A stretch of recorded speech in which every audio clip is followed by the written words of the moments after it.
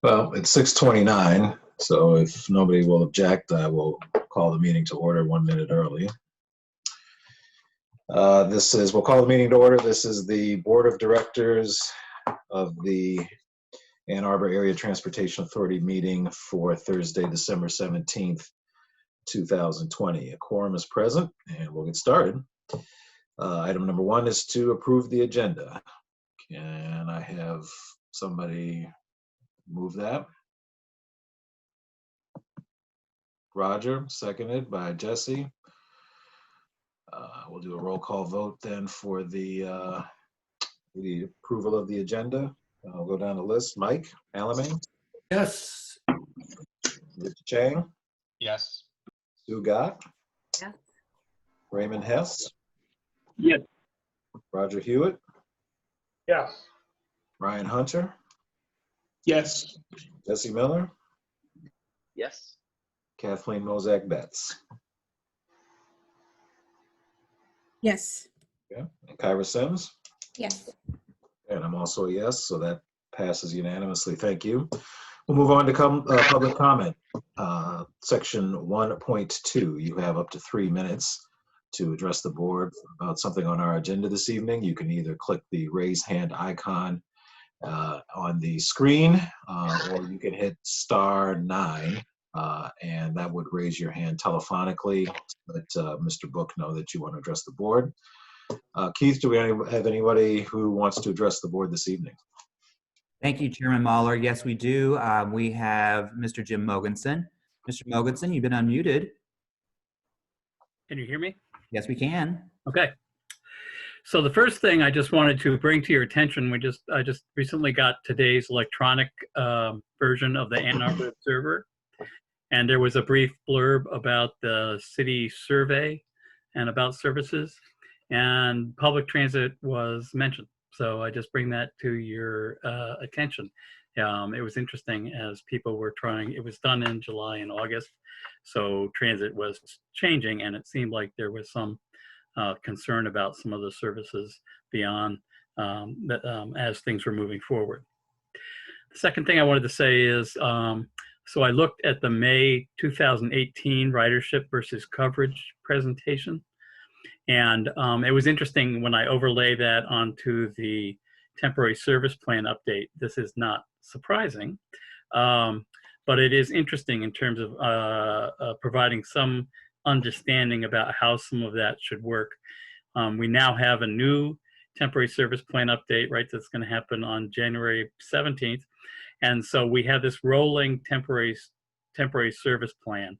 And next year, we're going to have the AATA is going to have its permanent service plan update.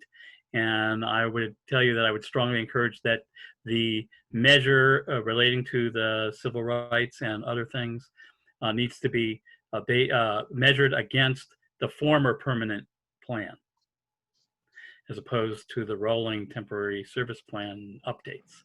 And this is new territory, and no one exactly knows how this works. But I would advocate for that, and I believe others will as well. And the last thing is relating, I've seen again about the question about the concern about on-time performance. And as I mentioned probably more than once at other meetings, the challenge with on-time performance metrics is if the on-time performance is happening where there's most of the traffic, the way to increase your on-time performance is to reduce the number of buses on your highest traffic areas. And that wouldn't make any sense. So just keep that in mind, because it's one of those pitfalls in terms of using metrics. As always, thank you very much, and I look forward to listening to the meeting. Thank you. Thank you. Keith, do we have anybody else? Yes, we do. We have Mr. Robert Pawlowski. Mr. Pawlowski, you've been unmuted. Can you guys hear me at all? Yes, we can. Okay, good afternoon, everybody. First off, I'd like to start off saying thank you guys for keeping the buses on the road, keeping them clean, keeping them safe, keeping the drivers hopefully on pay. I'm not sure if you guys are or not. I haven't checked any updates, but I do want to congratulate you guys on, keeping everything running and everything safe. and I hope you guys are having a happy holidays. But this is my first, this is a first for me doing the AATA, the ride board meeting. This is my first one. So I do have some comments. I'm going to try to fit in as much as I can because I just popped in here. I just got off DDOT's meeting. So, but first thing I'd like to start off saying, do you guys have any like future plans to like maybe possibly make connections with SMART in the way of trying to connect transit? Because I've only ridden you guys like 3 or 4 times because there's no easy way to get out here besides TheRide, which kind of is this bad part behind it. And, you know, I wish I could ride you guys more if there was an easier connection, but, you know, hopefully in the near future you guys can. It's just a suggestion, it'd be great. And I'd love to see it. The second thing, flex rides. Very impressed. SMART is moving on with something similar to that called paratransit. They work in home county areas, and you guys are, in terms of that, there are some places like, would you guys in the future, since you've already guys announced this, would you guys portions of Wayne County, like, you know, Canton, Belleville, you know, certain places like that, Wayne, Romulus, possibly Metro Airport, to get people to a route nearby that's closest to the airport, well, somewhat close to the airport, like the one that goes to that old Kmart or where the shopping center was. That would be nice as well, that, you know, flex ride pick you up and take it by out. One second. I'm back. I'm sorry about that.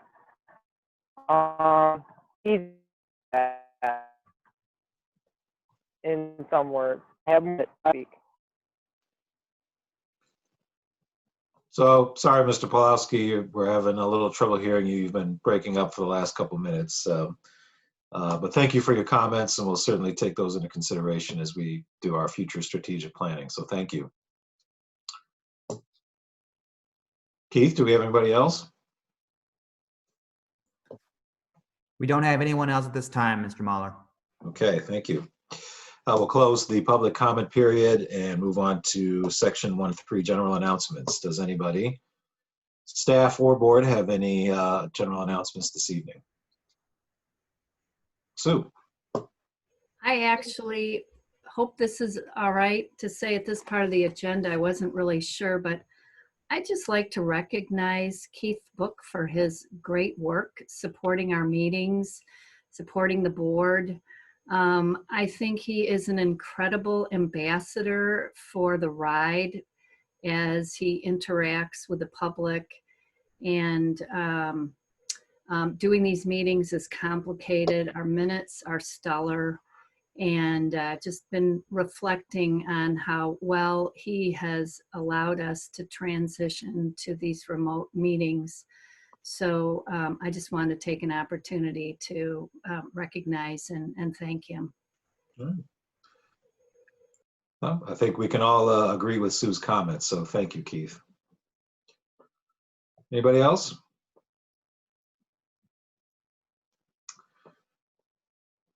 All right, not seeing anybody, we'll move on then and close the section 1 opening items section, and we'll move on to our consent agenda.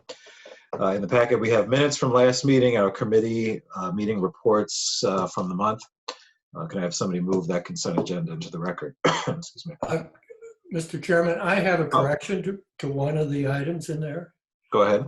In the governance report, there's kind of one word is wrong, and you can't get the meaning of the sentence without it. The page, I believe it's 18, the second line is talking about a squad analysis, SQUAD. That should be SWOT, the capital S Yeah.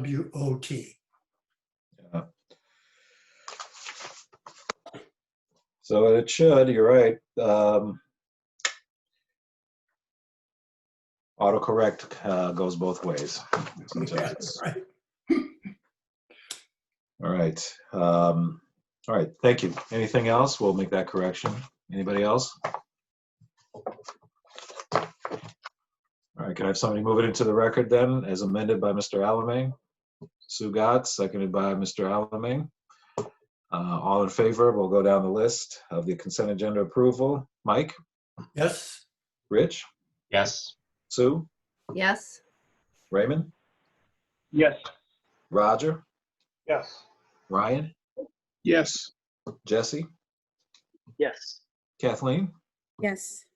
Kyra, Yes. and I'm also a yes. So that is moved into the record unanimously. Thank you. We'll move on then to policy monitoring and development. Section 3.1 is committee meeting discussion. This is open to discuss anything that was on the committee meeting notes that are now in the record. Does anybody have anything that they wanted to bring up? I don't know, Rich, if you wanted to bring up anything regarding section 2.5 at this time, or if you're still looking into those issues, or if anybody else wanted to talk about anything that was in the meeting notes. Yeah, I can give an update about that section. So in committee, we had some really good discussions around it. A pretty good consensus was that we thought it was covered by existing policies. And so we took the time to actually chat with Rose Mercier to get her input, and she confirmed. So the basic summary is that we're covered. Overall, as a board, we're allowed to request any type of special monitoring report at any time that we feel would be helpful for us from the CEO and the rest of the staff. And so I think we're covered, and so we consider that particular topic resolved at this point. Okay, thank you. Yep. Any other committee meeting discussion? Discussion from anybody on anything in the committee notes? Questions? Okay, I don't see or hear anybody, so we'll move on from that to item 3.2. The board's work plan for FY 2021. We've talked about this at the last couple of meetings. It's in our packet for updating. Hopefully we'll get a final approval. That's tonight. We've talked about it in the past for the past couple of meetings, and I guess we'll see if there's any discussion that anybody wants to have on the work plan before we move it into the record and vote. Any questions or comments about the work plan from anybody on the board? Matt, any comments from you or the staff about the work plan at this time? All right. We can probably tee that up. Can I have somebody move into the record our work plan for 2021? That's first by Rich, seconded by Kathleen. We'll go down the list then. Mike, yes, Rich, Yes. Sue, yes, Raymond, Yes. Roger, Yes. Ryan, Yes. Jesse, Yes. Kathleen, Yes. Kyra. Yes. I'm also a yes, so that is adopted. Thank you, everybody. And now, the real fun one, which is our ends monitoring report. A lot of work and time and effort went into this, so we're looking forward to hearing from Mr. Carpenter about our ends monitoring report, and I'll turn it over to him to give us a brief. Thank you, Chairman Mahler. Thank you, board members. It's my pleasure to provide you with the annual monitoring reports of your ends. The board, as we all know, sets the objectives, the goals of the organization broadly through these ends policies. And once a year, we produce this comprehensive report to try to provide evidence of how well we've been doing in achieving those goals. So the monitoring report is in your packet for your consideration and hopefully acceptance tonight. We were able to conduct a survey, and I thank all of you for replying to that survey. It was sent out, I believe, yesterday and amended to the packet materials online for the public. These annual ends reports are starting to resemble an annual report that you might see from many other organizations. It's a listing of our highest level measures of performance. Even though it's only produced once a year, the elements of this report really have been taking shape, and we could see it through the quarterly service and finance reports that are reviewed by committees and by this board. I hope nothing in here is a total surprise. Nevertheless, 2020, as we all know, has been a sobering and surprising year. Many organizations and many private and public institutions have seen their business significantly disrupted by the pandemic, and we are no exception. While there are many elements to this report, it does rely heavily on statistics like fixed route ridership, which dropped about 80% this year. So you can't see something like that without recognizing that it's going to have a significant effect on your bottom line and on your business. We did briefly, when compiling this report, we did briefly consider perhaps changing our interpretations or the evidence from previous years to maybe try to reflect the new situation. We quickly discarded that idea though and said, the ends are the same. What's changed is the circumstances and the context and where we put our emphasis. So we decided to leave our interpretations largely the same. We used many of the same metrics as evidence that we've used in previous years. We just updated the numbers for timeliness. And we did that for transparency. Rather than confuse anyone or give the impression that we were moving the goalposts somehow, we said, let's just show everybody very plainly what a global pandemic does to the business of a public transit organization. So, as I mentioned, our fixed route ridership took a big hit, and it took a lot of our KPIs with it. And I'll talk about that in a moment.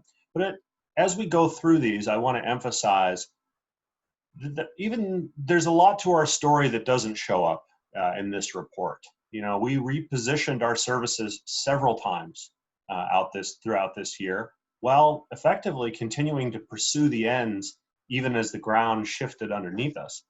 We never ceased our operations, and I think that's something all staff can be extremely proud of. And we positioned ourselves, I think, successfully for a very uncertain future, and it looks like we're now able to begin moving forward again. So all this is really good. So with that, I'm going to hit a few highlights of this report, and then closing comment, and then turn it over to you, Mr. Chair, for questions.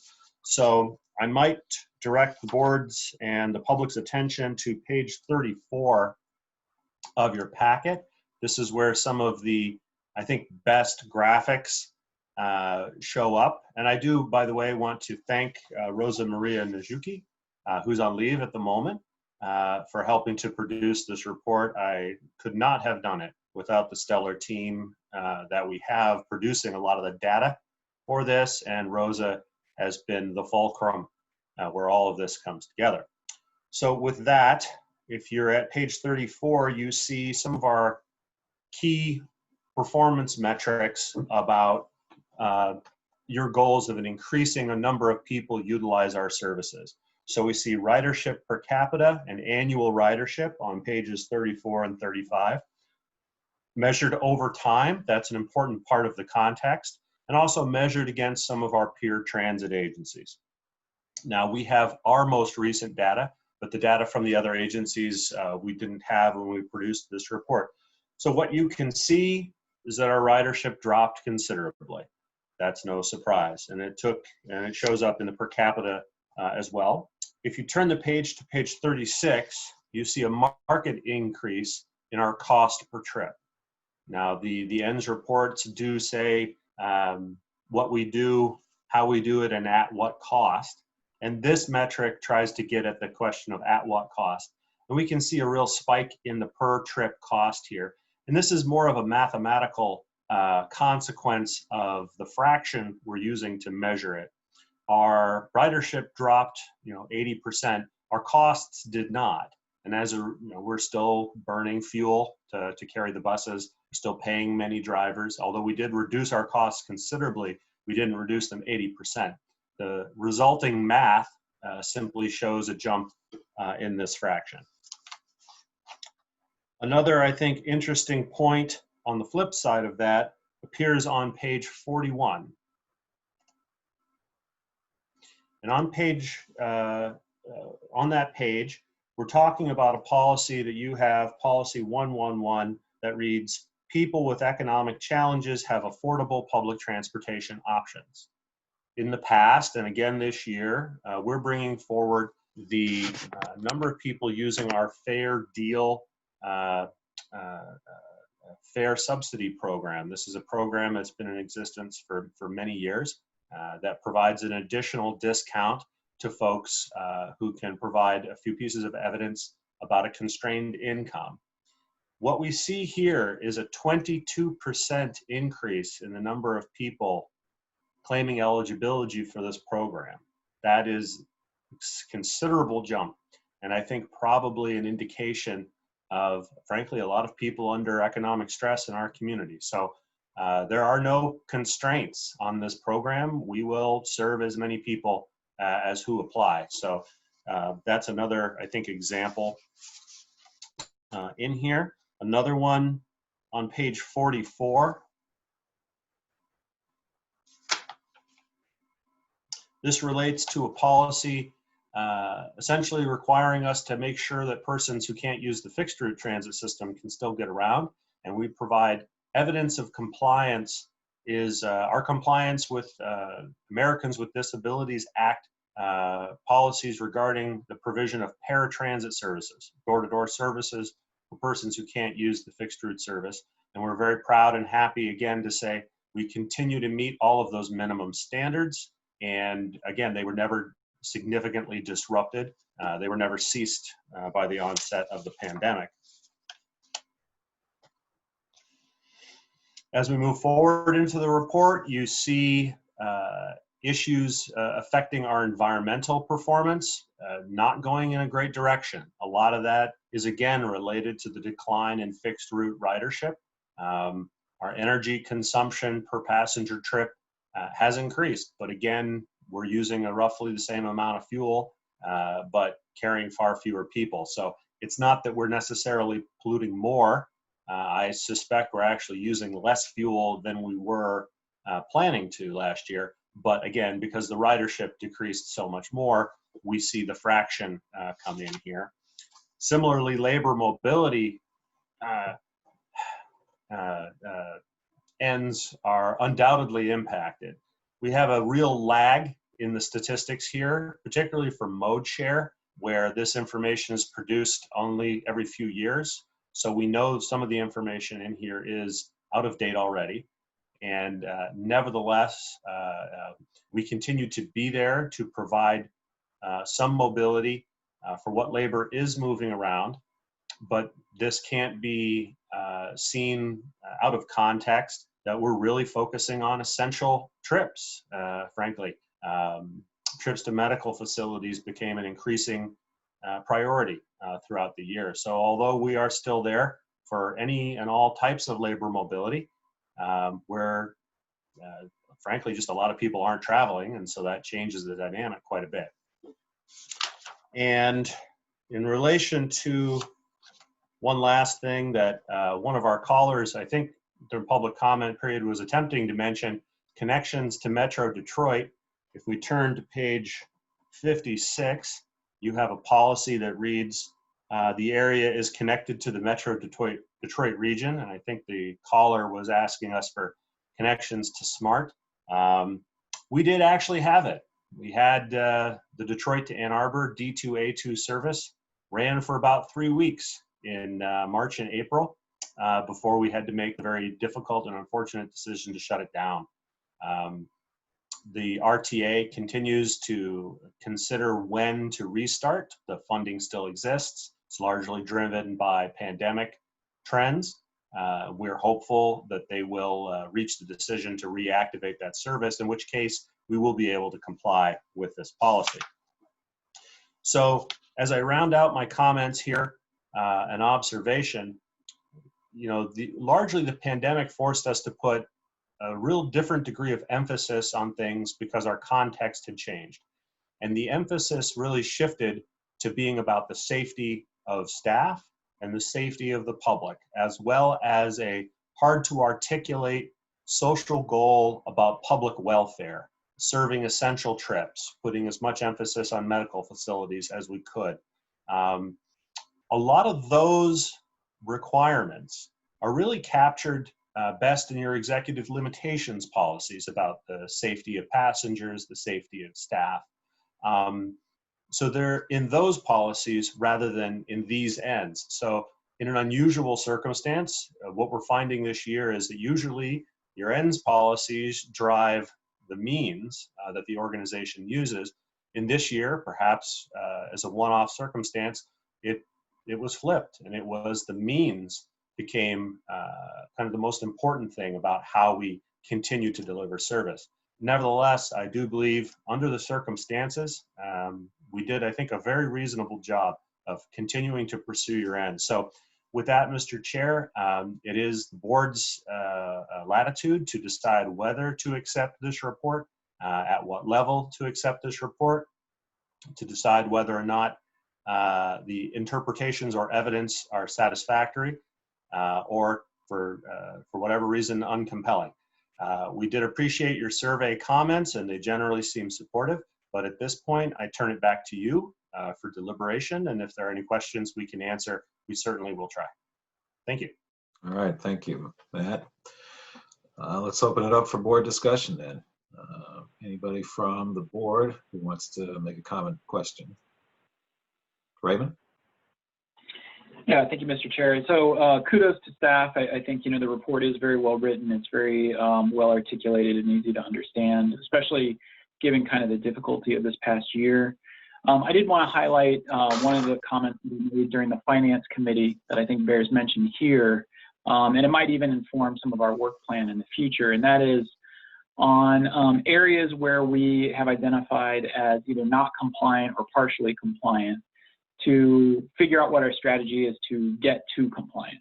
I think that, the ends have been identified, and those are what we're, seeking to accomplish. And so, what is our game plan moving forward? And I think the report does kind of identify some timelines for compliance on some of those, but not on all of them. So I think I just mentioned that as kind of just a casual observation and maybe suggestion for us to contemplate moving forward. But other than that, hats off to staff for all the hard work that went into this report. And thank you for your diligence on it. Thank you. Thanks, Raymond. Anybody else, or who's next, I should say?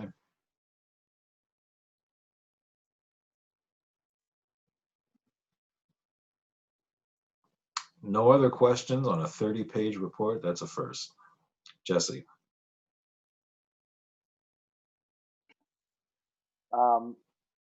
I too want to commend staff on this report, and I definitely think you made the right decision choosing to not to move the goalposts. I think that's something that I'm sure other agencies may be choosing to do, to say, look, we're doing good under the circumstances.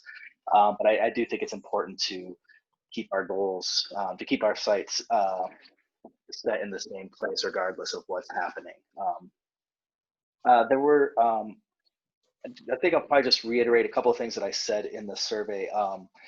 The one thing that kind of stood out to me this year, I know it's the same as last year. I think it's 1.1, the equitable, what your evidence for equitable. Shoot, this is a very long document. It's taken me a while to scroll through it. So policy 1.1, it's on page 7 of the report. I'm going off of the standalone document, so I'll be using those page numbers, which are still, I think, on the right side of people's board packet. So page 7 of 30. Compliance will be demonstrated when at least 80% of residences in the membership area are within a quarter mile of a bus stop. And we got to wondering about that. So I think on my napkin math said that, like, Ypsilanti has 16% of the population of Ann Arbor. So using a gross oversimplification, I wondered, like, if we were just providing service to the metropolitan areas of Ypsilanti and Ann Arbor, we could just cover Ann Arbor and, you know, and not cover Ypsilanti and meet that area of compliance. I was wondering if Matt, you could speak. Well, I guess my concern there is that the broad percentage doesn't really speak to equity. It just kind of speaks to a mathematical. It doesn't seem to accomplish what the end is set to accomplish. So I was hoping you could speak to that. Certainly. And I think if I take your meaning, I think what you were saying is we could cover everything in Ann Arbor and thereby meet this goal, but not cover anything in Ypsilanti, just hypothetically. Right. If we were covering everyone in Ann Arbor and not covering Ypsilanti, you would be covering 85% of those two metropolitan areas. So,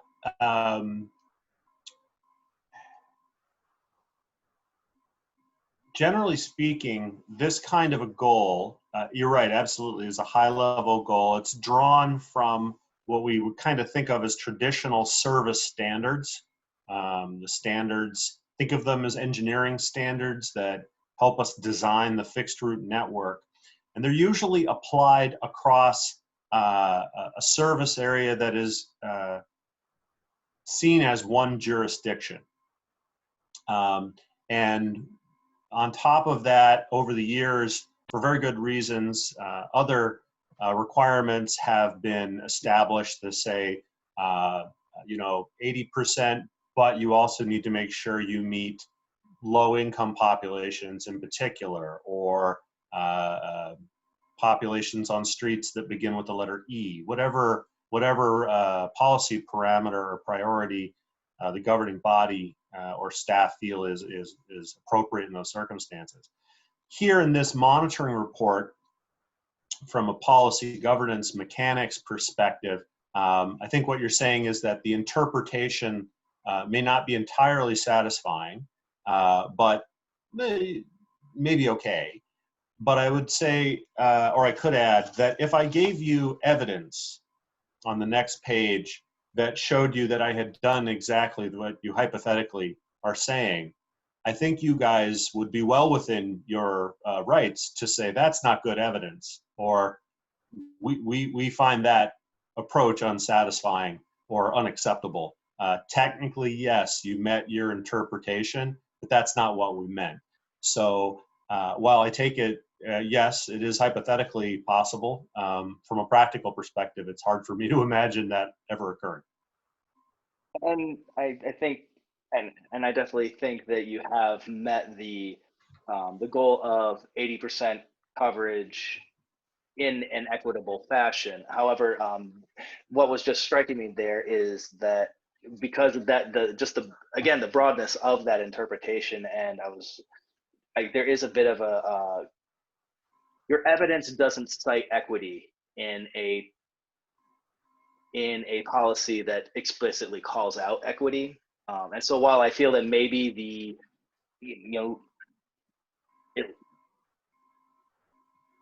I guess I'm feeling like there's not as much equity related evidence as I would like. I feel like I can pull it out through a knowledge of the area, but I'm not seeing exactly where your evidence for equity is. Sure. I think this is an important discussion. We were interpreting equity in terms of a sort of numerical equality. They are evenly distributed, and you can sort of see the map on the following page tries to get at that, although I admit we're not to the level of computer-aided precision that I'd like to get at some point. So we're talking about sort of equally distributing the resources as opposed to grouping them. That's how we're perhaps not articulating our definition of equity in this context. Equity is a notoriously subjective word, and I think we could have a lot of very reasonable discussions about what equity means in this context. And if the board would like to provide additional clarification we would certainly be interested in having that, because that helps us to design services to meet expectations that we know in advance. So that's always very helpful. But I would also point out things we didn't do, the dog that didn't bark proverbially. There's no reference in here to, in this definition of equity, distribution based on contribution. That's not part of this discussion. It doesn't matter how much taxes any particular ward in any particular area pays. They all fall under the same 80% banner. So certainly, if there are ideas that the board wants to discuss about further definitions of equity, that could only be more helpful in terms of greater precision for us. Well, I think that is part of our plan of work, actually. So hopefully, I'm looking forward to covering that topic in more depth. The only other thing I wanted to mention, and this is, again, not new news. 1.4, I know, has been a contentious, look at page 26, passengers are highly satisfied with public transportation services. I know this is one that we have discussed at length, and I am not looking to discuss it here, but merely to acknowledge that this is it seems to be one that's difficult to pull evidence for with any sort of regularity. Your most recent evidence is from 2017. I believe.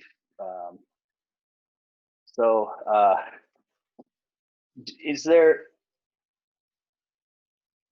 I guess my one question is, could we be budgeting for more regular surveys to provide evidence for this? Would that be useful to the organization to do? And would it be returning value for cost to be doing these services more often than every 3 or 4 years? Sure. So first off, as I did, I think last year, I'll apologize. Traditionally, we conducted onboard passenger or customer satisfaction surveys in person every 2 years. And then frankly, I dropped the ball.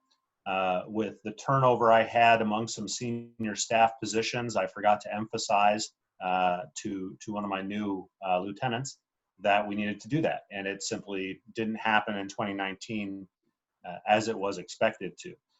So that's on us, and that's we just lost track of that one. So traditionally we do it every 2 years because it is an expensive undertaking. It involves a statistically a significant sample. There's all the standard survey methodology has to be followed so that we can have confidence in the result, and that makes it an expensive undertaking. So that's why it's traditionally done every 2 years. And right now the plan is to continue and resume that at the earliest possible time. But in between that, we provide the table above, which is a composite score based on what we hear from customers and complaints.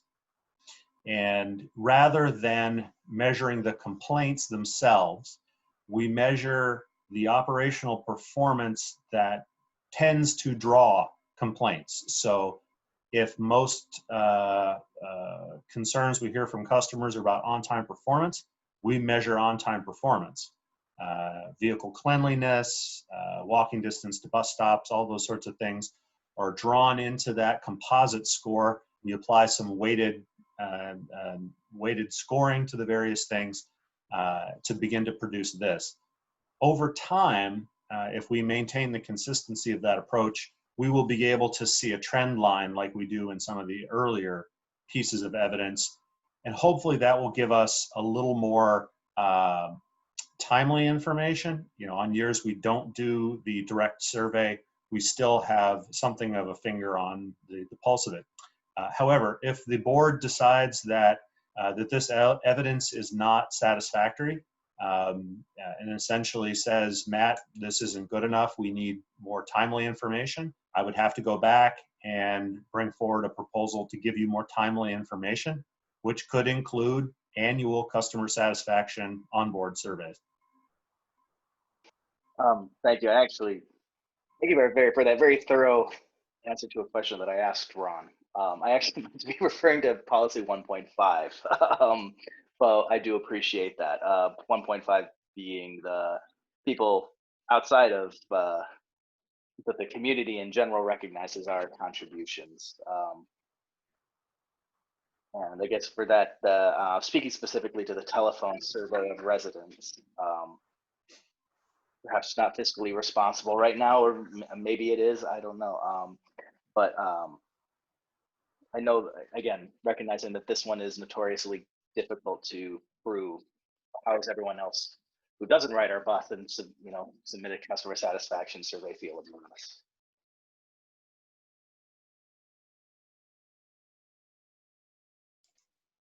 Okay. I know Kathleen? we in the Oh, yeah, sorry. Or No, Jesse, it's all go right. ahead. I know we've in the past discussed removing this policy and altogether because of its difficulty to prove. And I still argue for its inclusion, but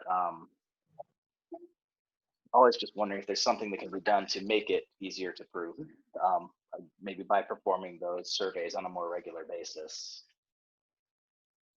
But you thoroughly answered my question. I'll let someone else talk. Kathleen, I think you had a hand up.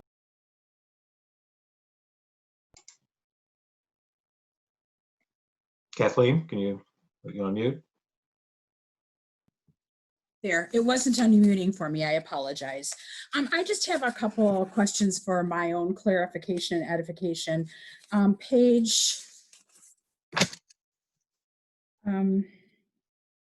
Page 40 of the board packet, policy 1.1.1 under A, it talks about low-income residents, and it says that fare for the fixed route service is equal to or better than the 50% discount required of all transit agencies. My question is, I'm not aware of anything other than the ADA that would be better, but they are not, people who fall under the ADA are not necessarily low income. So I'm wondering what other programs besides the 50% off are out there, or if that was just a miss.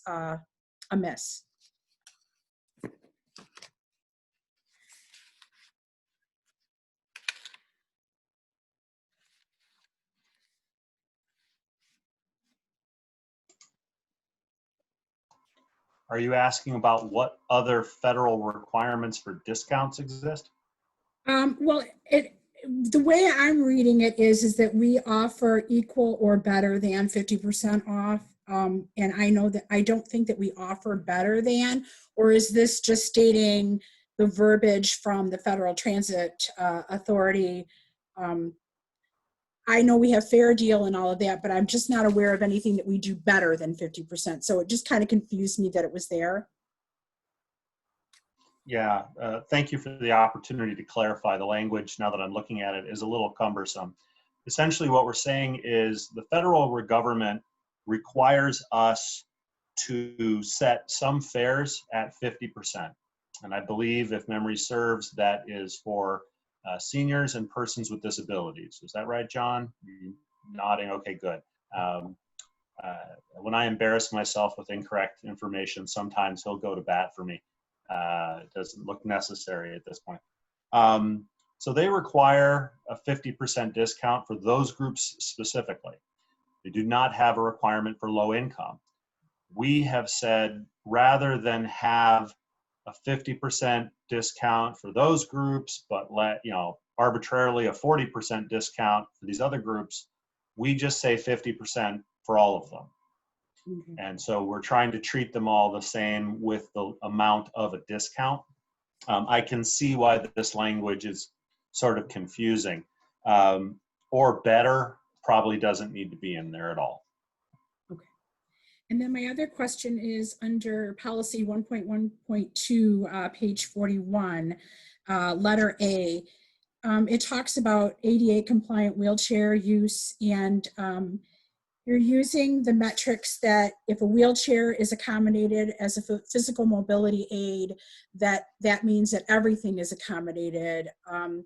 My concern with this is that from past meetings with the public, both at the LAC and public comment time during public meetings, I've heard people who use walkers, they've gotten a lot more cumbersome.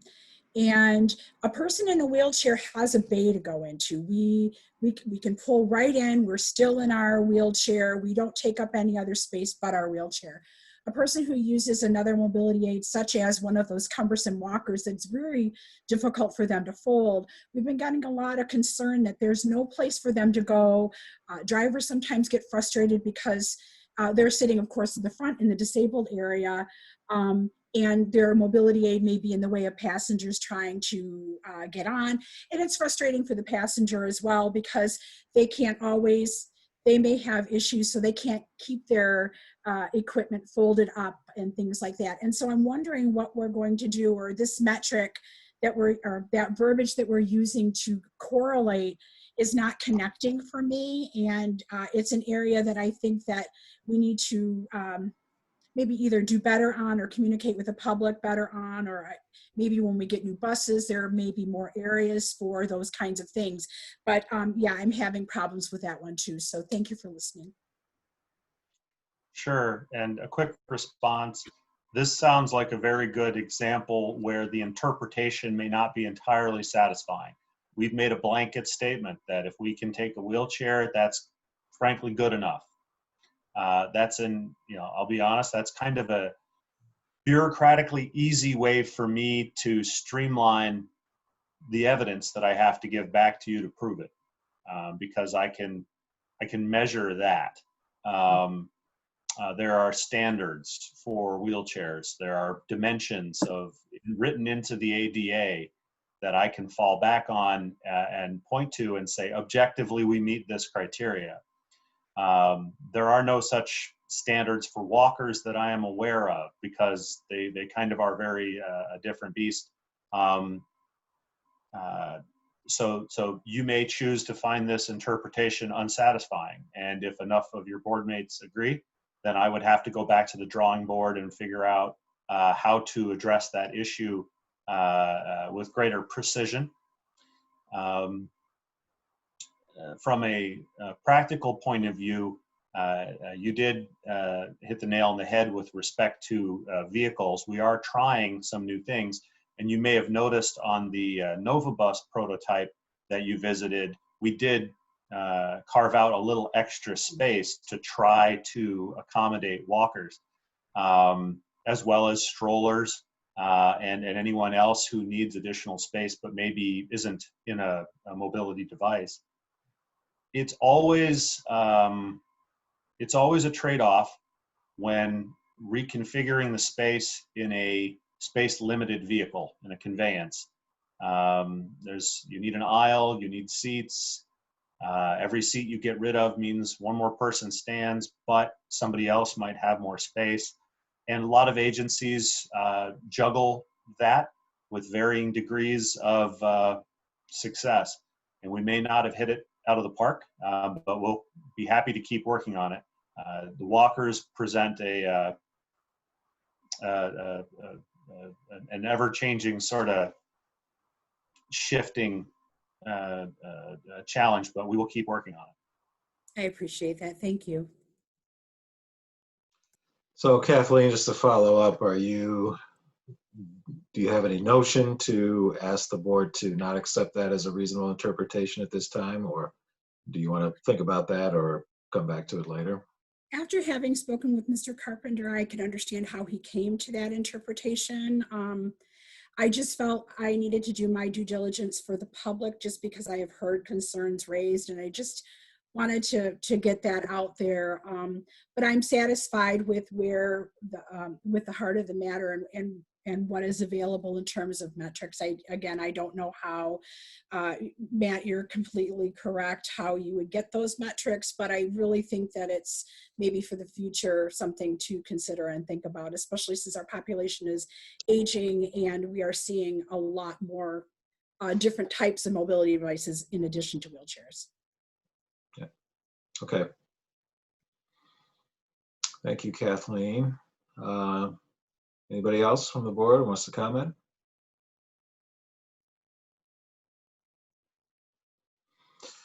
If not, I have, I guess, a quick observation, which is on the cost per trip, which is page 36 of the packet, page 6 of the report.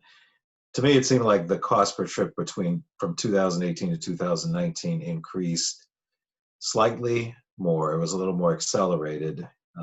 We went from 465 to 504 than it had been trending in the years from 2013, 2018.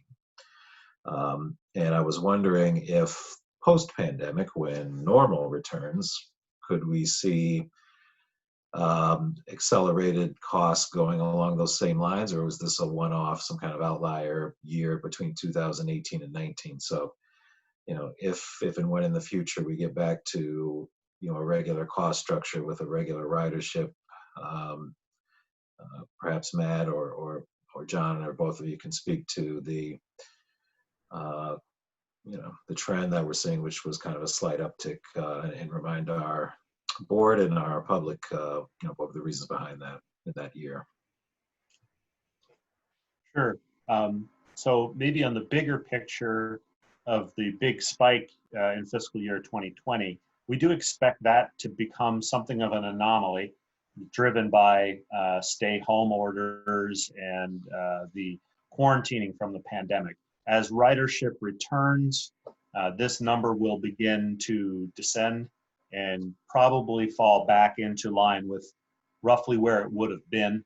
It may take several years, honestly.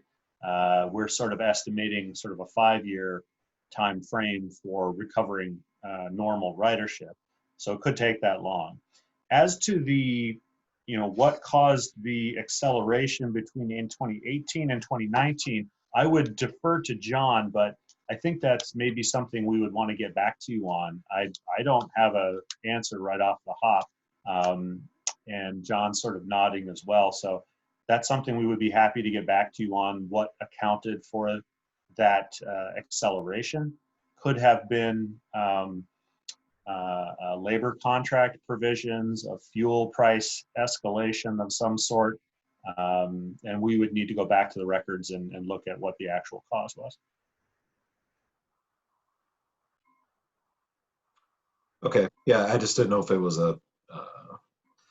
something structural. I mean, it's not like we took on a lot of debt or anything else, and it may be fuel costs. I mean, I think in the 2018-19 timeframe, fuel was pretty high, but I know we buy those on a, kind of a futures deal, so we try to mitigate that. But I just wondered if if the rate of acceleration for costs between 2018 to 19 we anticipate would be the norm in terms of cost per trip, as opposed to the general smoother line we saw between 2013 and 18, or if we see ourselves going back to the 13 to 18 level of cost increase. But that's, we can check it out. We'll look into that and maybe email out a more precise answer about what that was, and we'll see to look into what we maybe should expect on this metric going forward. All right. Anybody else?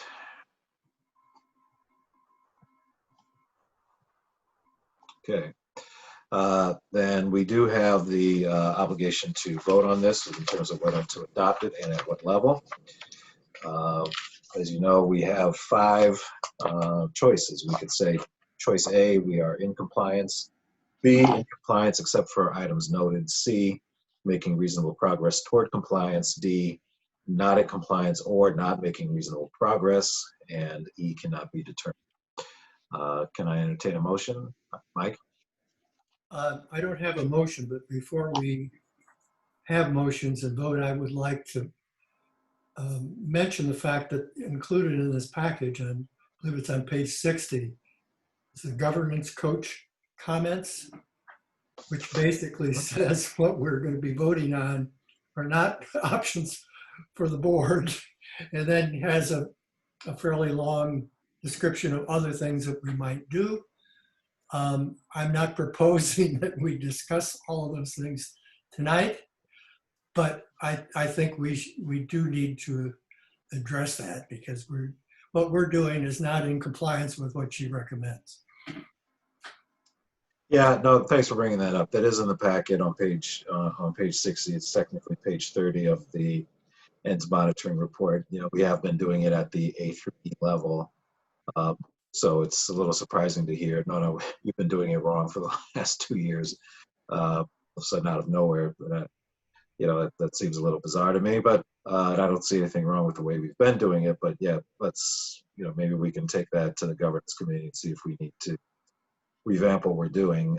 But thank you for mentioning that, Mike. I think for this report, though, just to be consistent with what we have done in the past, and so nobody's confused about why we went a different direction without having a thorough discussion, you know, I think we should, you know, do what we've done in the past in terms of choices A through E, unless there's a massive uprising against that right now and everybody wants to chuck it out the window at this particular moment.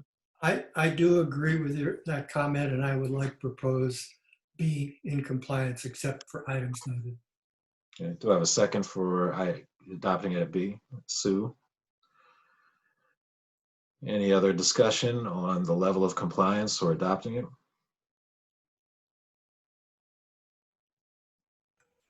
Okay. We can vote on that then. Yes or no to adopt at B, in compliance except for items noted. We'll start with Mike. I guess I better say yes. Would hope so. Rich?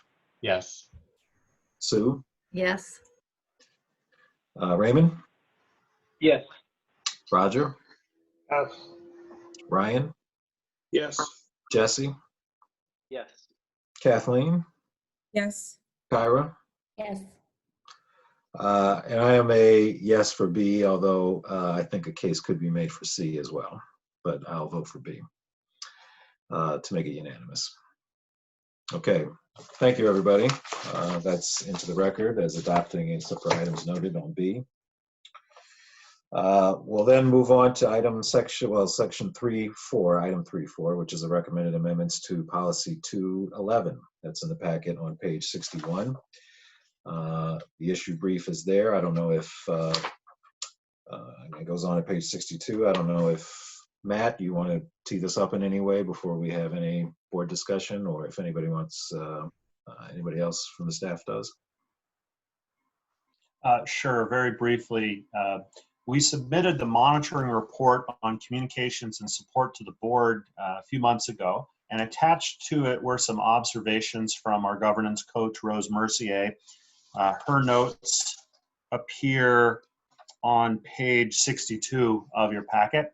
The board ultimately did accept the monitoring report for policy 211, but referred Rose's notes to the governance committee for its consideration.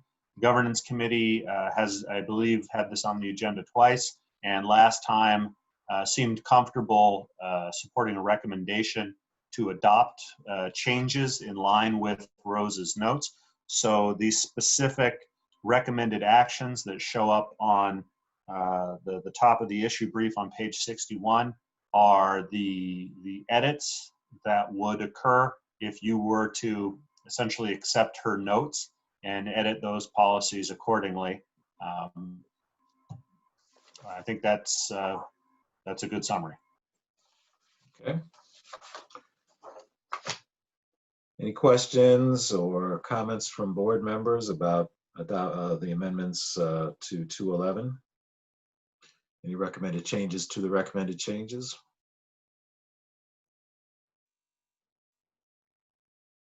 Not seeing or hearing anybody, we need a motion then to adopt and therefore change 211 as recommended and described and cited in the issue brief. Can I have somebody move the recommended changes to 211 into the record for a vote? Kathleen, seconded by Kyra. All right. Any further discussion on the changes? If not, we'll go through and say yes or no for adopting those changes. Mike? Yes. Rich? Yes. Sue? Yes. Raymond? Yes. Roger? Yes. Ryan, Yes. Jesse, Yes. Kathleen, Yes. Kyra, Yes. and I'm also a yes. So that is unanimous. Thank you. All right. And I think another interesting discussion will tee up now on board education 4.1 ridership versus coverage refresher. This was something that the governance committee thought was important to tee up again, even though we couldn't get into a real deep discussion on it.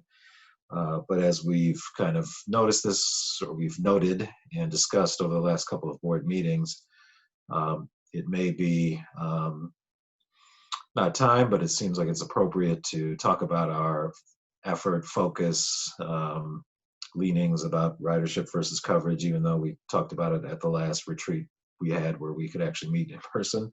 Thought we had settled kind of the issue, but times have changed and maybe we need to revisit this issue. So the governance committee asked the staff to at least tee it up this month,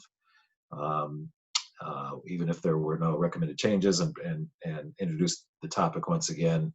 I think they've done that. So I think there was materials in your packet or sent as a separate attachment from the staff. And I think Forrest is going to start walking us through that today. So I'll turn it over to him. Go ahead, Forrest. Thanks, Eric. Can you hear me okay? Yes, we can. Okay, let me share my screen. All right, can you see a PowerPoint? Yep. Okay, thanks. Well, good evening, everybody. My name is Forrest Yan. I'm the Deputy CEO of Planning and Innovation. Like Eric said, so this is kind of a refresher. Some of you may have heard this before, but in the next probably 25, 30 minutes, we're going to walk through this presentation. I would say the updated presentation. So you may notice we call it ridership versus coverage. I know I heard the comments why we have to, one or the other.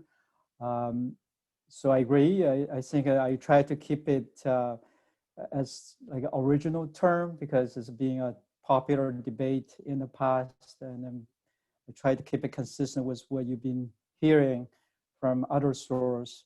But if we really want to change the term later, we can do that. I think this, I hope after this presentation, you will get additional information, will help better prepare for the more detailed conversation at the board retreat in February. So this is a quick outline of this presentation. We're gonna review the ridership and coverage concept, and then there are pros and cons and trade-offs. And then we're going to talk about where we were before the pandemic and share some observations during the pandemic, and then discuss our next steps and answer any questions you may have. But feel free to ask any clarification questions during the presentation. So I'm sure you all read the materials I sent to you and watched the short video. You probably noticed in the video, they call it frequency other than ridership. I personally prefer frequency as well because it's sort of a design, part of the design criteria. But anyway, so like I said, let's keep it the same term.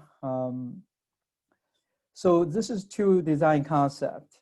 One is to maximize ridership, and the other one is maximize coverage. An important assumption for this design concept is that we have a fixed budget. So as you can see, the ridership design concept is to try allocate resources to high demand corridors, while the coverage concepts try to spread out resources to provide similar service to every neighborhood. When I say every neighborhood, doesn't mean everybody. So we can talk about that later. The ridership concept likely would attract more transit use, which means more revenue. It could address traffic environmental issues by reducing like a single occupancy vehicle. and also promote land development along those corridors. However, while people living along those corridors get great service, others may not get service at all. The coverage concept, as you can tell, would provide all neighborhoods similar access, access to jobs, services, and other opportunities, especially for those without other options, like transportation options, and people with special needs. I think under this design concept, people feel more equitable to some degree because they're all paying tax. However, if you look at the service along those corridors, high density corridors, and probably similar service, I believe all those buses will be very, very crowded, and many people along those corridors may not be able to use that at all. So those concepts, as you can tell, there are two extreme cases. So one is maximum ridership, one is maximum coverage. But typically, most communities try to do both. Like for example, those, on the first map, you can have more lines, have a higher level of service along those key corridors, but some basic service elsewhere. I think it's try to, have a bad balance in network. So there's really no right or wrong answer. And it's about the choice of the community. Either is a ridership coverage or somewhere in between. So I know this debate has been pretty popular in recent years, but it has been there forever. I would say, as long as I've been in transit planning. Traditionally, as transit agencies address this issue through their service design standards and guidelines, as Matt probably mentioned for the and monitoring report. I'll just give you an example. The typical coverage standards would require, let's say 90% of population are within a quarter-mile walking distance to a bus stop. A typical frequency standard would say, minimum 30-minute service during the peak or hourly service during the off-peak. And there are also productivity standards, as I would say more like an efficiency, but would require a minimum boardings per hour threshold. Each community or transit system has their own priorities. Some systems put emphasis on coverage by saying, if a route is required to meet the coverage standard, it does not have to meet the productivity standard, which means, no matter how many people use that route, it will stay in order to maintain the coverage. But other systems, I used Toronto Transit Commission as an example, but that was a while ago. They had a service standard called fare recovery, like cost recovery, like fare revenue divided by total cost. So they set up at 70%. So if the system is running below that 70% cost recovery ratio, they're required to cut service or increase fares. Of course, none of them was popular. So they moved away from that service standard. They use other standard instead. But again, it's all about priorities for a specific community. There are always trade-offs because we got a fixed budget. So more budget on ridership means less budget for coverage and vice versa. So I have to say, as a transit planner, we are facing similar trade-offs on a regular basis. I'll just give you an example. So for our service along Washington Avenue corridor, we often get a request to pull our buses into the Arborland shopping center. There's a longer walking distance to storefront, some safety concerns crossing that intersection. So we did review those requests, and in order to bring our buses closer to the front entrance, as you know, there's a big parking lot between the street and the storefront. So in order to do that, we will have to add another bus on that Route 4. And then, as you know, a bus means about $500,000 capital and about $500,000 to operate every year. So we check the ridership data, and then we notice there are like about 300 people actually use those 2 bus stops close to the mall. Not everybody going into the shopping center. Some just go to neighborhood nearby. But however, we look at how many people are really on buses just going by. Actually, there were like 2,000 people. They stayed on the bus. So if we were to pull those buses into the mall, aside from all the additional cost, so we basically add 5-6 minutes on their travel time for those like 2,000 people every day. So what is the trade-off? So this is a very typical example of transit planners being required to deal with every day. So, and then, that's just a basic concept. I just want to check if there's any questions about a concept.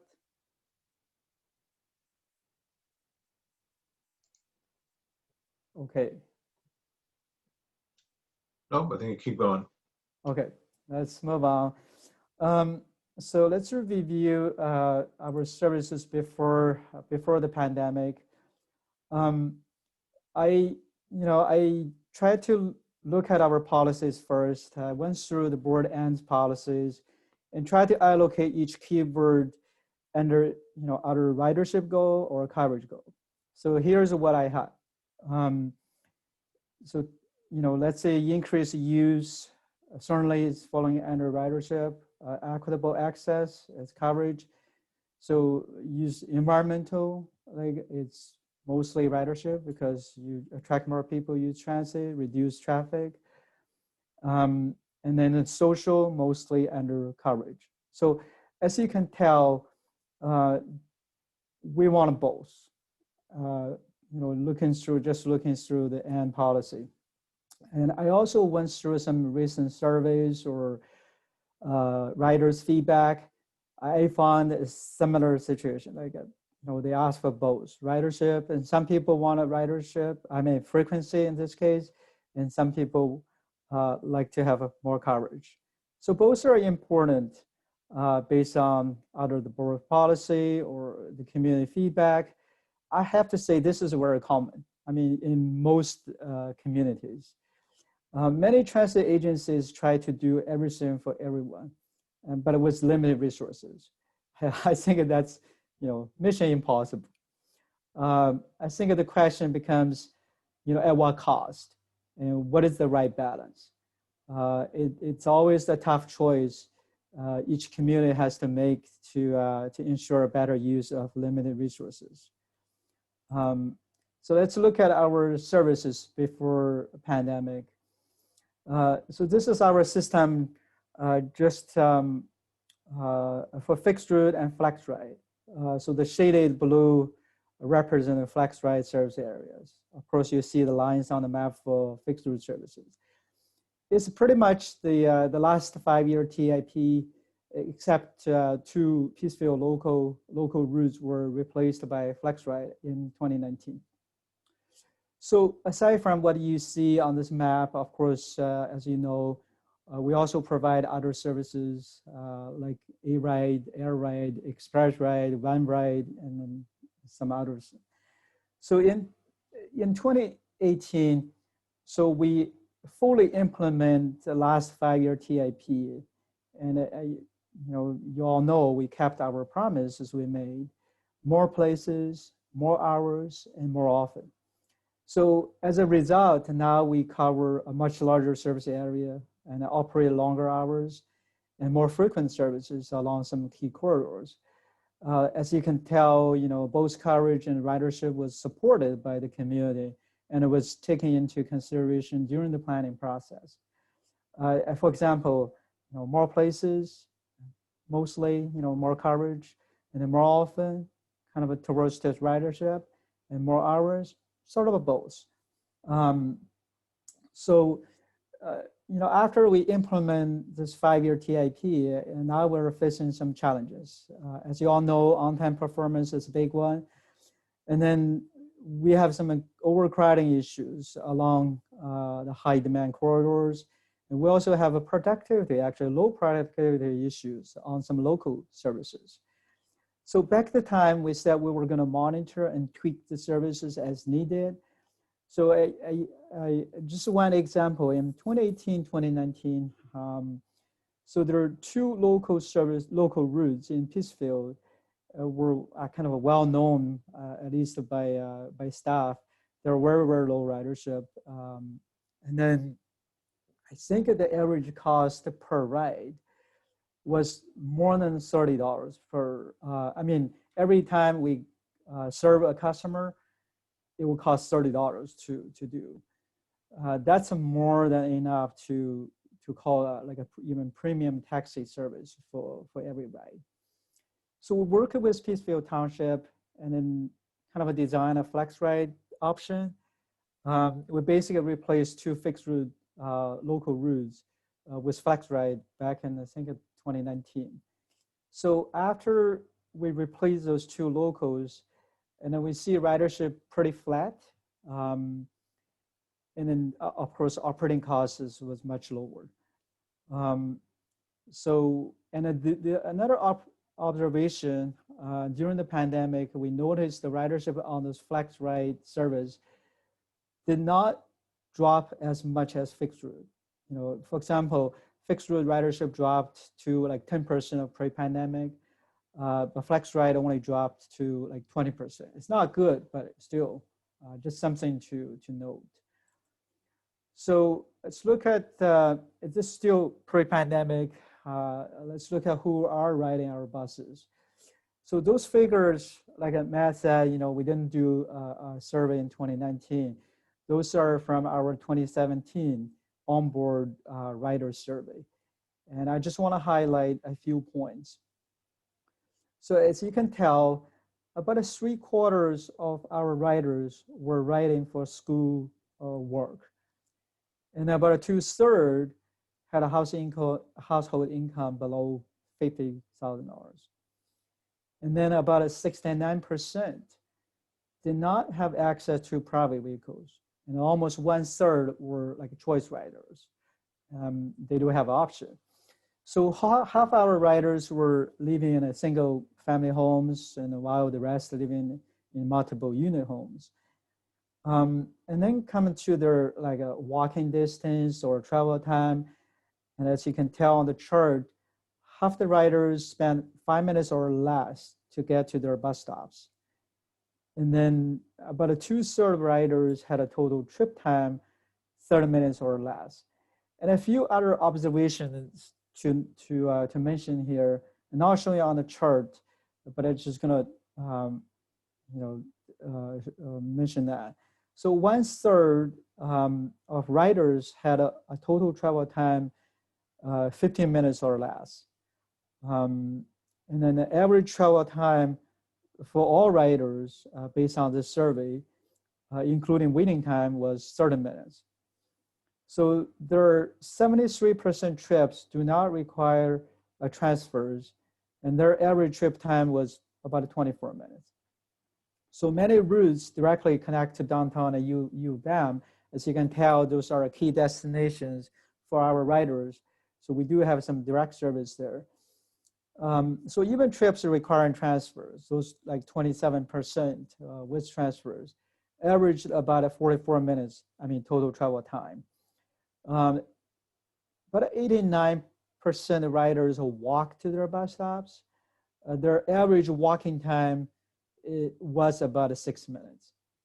So, from those figures, I can tell we provide a pretty good service to those who are riding. And I want to just highlight, this is our for riders, right?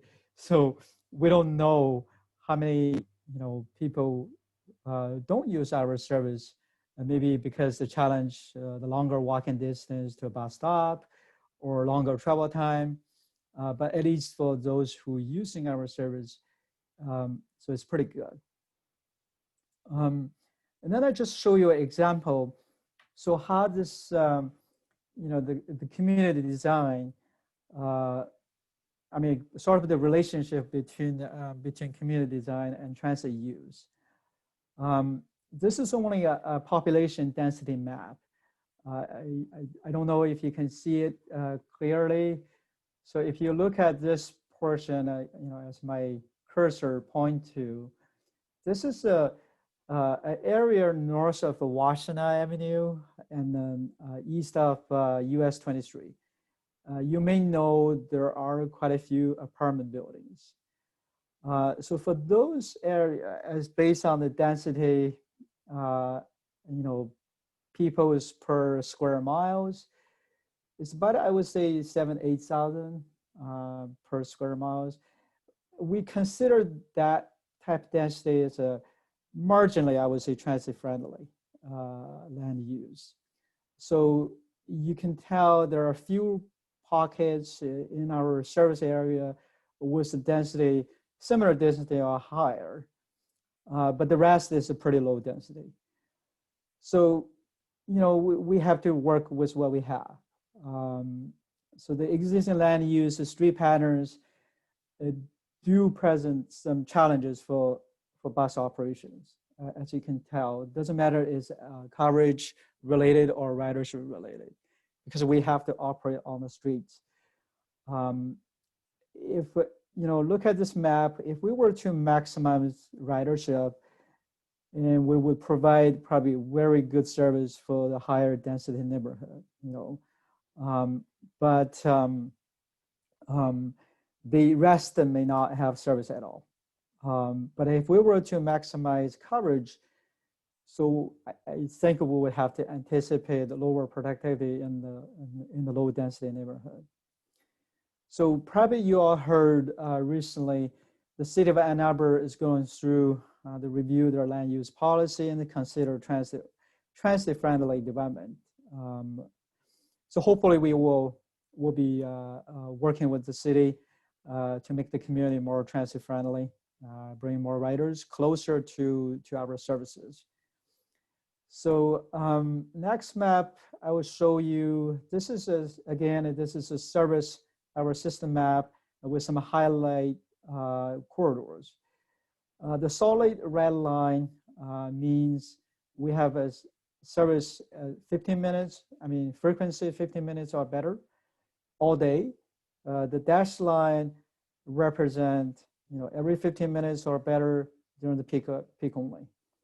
So just to look at the map, it may appear we have a lot of resources allocated for coverage. We got a large service area. You can tell the community is well covered.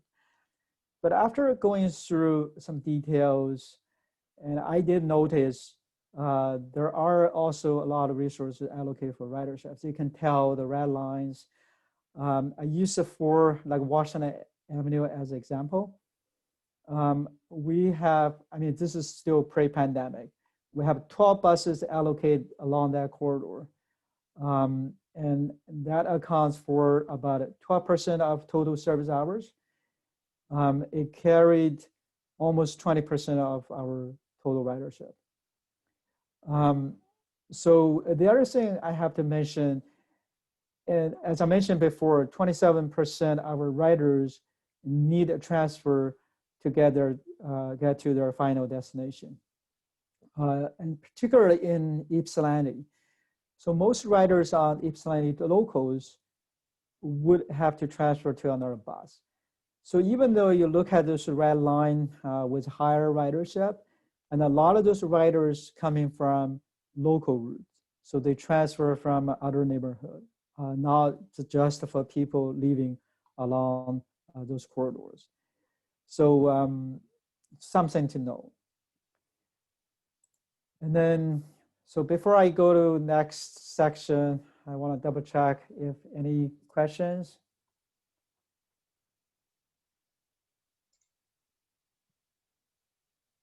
Okay, let's continue, move on. I know there are a lot of interest about what we learned from pandemic. This chart, basically, it's the same chart as Brian has showed you before. Probably in a different style, I made it different just to confuse you. I'm sorry. But anyway, so as you can tell, the lines represent ridership and the service hours. So the blue line is basically the level of service, the service hours we put on the street. The orange line is the ridership numbers. So normally you would see a more strong correlation between those two lines. But during the pandemic, definitely I think that riders are not as sensitive to service, like to frequency, as they were before. I think my explanation is for those people who are riding our buses during the pandemic and don't have other options. But again, this is only one observation. So move to the next slides, and we try to compare some riders' feedback and before pandemic and during the pandemic. Here's a couple of charts and just summarizing what we heard from riders before pandemic. On the left side, as you can tell, and then of course this is only from one data set, one sample size. But when you look at the chart, the speed and the frequency, I consider those relate to ridership goal. So about 32% feedback and relate to ridership. And then you look at coverage and service span. And service span are kind of on both sides, but if you add them together, about 33%. So almost the same number of people ask for coverage or service like frequency, ridership related. But if you look at the other chart, during the pandemic, almost every single request is related to service coverage. You probably noticed that too, based on what you have heard during this pandemic. Again, these are some observations from what we can get. I know it's difficult to do a survey. We haven't done any survey during the pandemic due to safety concerns. But we heard from other, other studies or other systems, and basically what they learned. So most people who use transit during the pandemic have a very low household income, and no access to other transportation options. As this is consistent with what we believe happening in our community as well. So fortunately, I want to mention the pandemic only happens once in probably 100 years. Hopefully that would never happen again in the future. But anyway, so those are a few things we observed during the pandemic. Moving on to next steps. Maybe I will go through next steps first before we get questions. So again, going through board ends policies, we do have both ridership coverage included in those policies. So as part of our next steps, I think, and there probably we need to clarify or confirm, as Eric mentioned, I think last year, after the board retreat, the ridership became more priority than coverage. But based on what we talk about today, I think we need to clarify or confirm the priorities for future service planning. So as I mentioned at the beginning, there will be more opportunities at the board retreat for more detailed conversations on future service planning. So going back, I just want to, before we move to other the questions, I want to give you a very quick example. This is the same map, and as for pre-pandemic service. So if we were to maximize coverage, so we would reallocate service from those higher frequency corridors to cover this like green bubbles. And these areas were not currently served, but are mostly, employment destinations for people living in our service area. And then we got some requests for those like service coverage. And also, if we were to maximize ridership, we would reallocate services in this orange bubbles, because those orange bubbles are very low ridership and a lower density, of course. So we're going to most likely reallocate services in those bubbles to, some key corridors. Again, those are just two very, very simple example to show you the implication if we were moved from one direction to the other. So before we get into question period, I want to mention a couple other things. One is just relate to the land use and the transportation planning. Going back to the concept, ridership and coverage, if you can imagine a community with 90% of people living along, just major corridors, and also all the key destinations will be located along those key corridors. How easy transit service can be. I mean, you just cover the key corridors, you basically serve the majority of the people and destinations, probably in a very efficient way. So, however, I want to mention, we do have a lot of challenges in our community. So probably you heard some employers or even service agencies moved outside our service area or kind of away from existing service, and then a request for service because their clients or their employees need a public transportation option.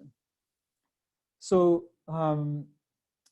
also go back to my example, for the Arborland Shopping Center, the bus stop location along Washington Avenue.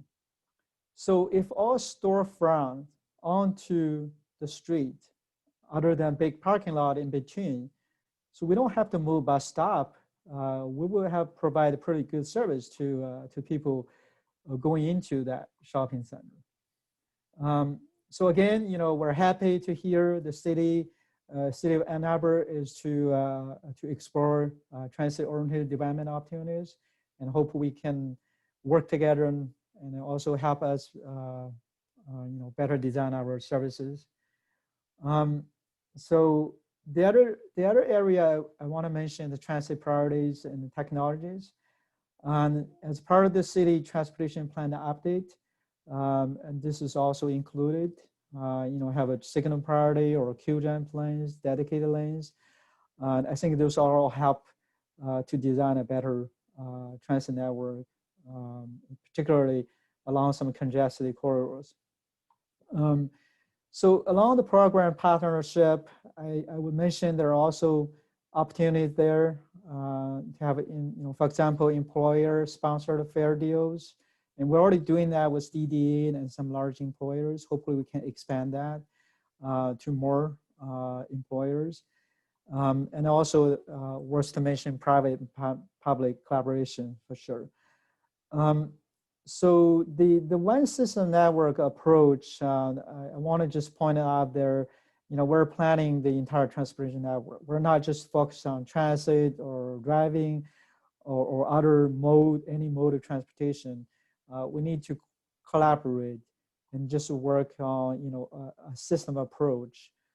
For example, if we plan for a bike lane along some key corridors, we need to be on the table as a transit agency, just making sure, transit operations being considered as part of that project. So the other thing, I think, I don't remember last board meeting or a couple meetings before, I heard Rich was mentioning about new mobility, some new technology, new options. I appreciate that. Yes, I think many transit agencies are moving to that direction. I remember, our last presentation about 2.5 years ago about this ridership versus coverage conversation. Scooter sharing wasn't really an option, but look at now. how popular it became just 2 years later. Things change so quickly. You probably heard the news about flying taxi. I think it will be soon. I think we're getting more options every year. So just to use our service as example, we're not just operating fixed route service, and we have a OnePool, we have a TheRide, as I mentioned, and then we also have a contract taxi service, and then we have A-Ride, Night Ride, and I think in this community we also have ride sharing, like Uber, Lyft, and car sharing options as well. So my personal, I believe fixed route buses will be always there. It's a very important component as part of the whole mobility solution, and particularly along some key corridors, simply just because the capacity needs. However, there are more opportunities to leverage new technologies and ideas and make transit services more attractive and efficient. I think, as I mentioned for Peacefield FlexRide, that was a good example to provide service coverage while still improving service efficiency. I think another example is our OnePool service. It has been a proved successful option. But those options may not work everywhere. This really depends on the population density, the land use patterns and travel patterns and acceptance of the community. But we do have a range of alternatives in our toolbox, and I think that's more than what we had before.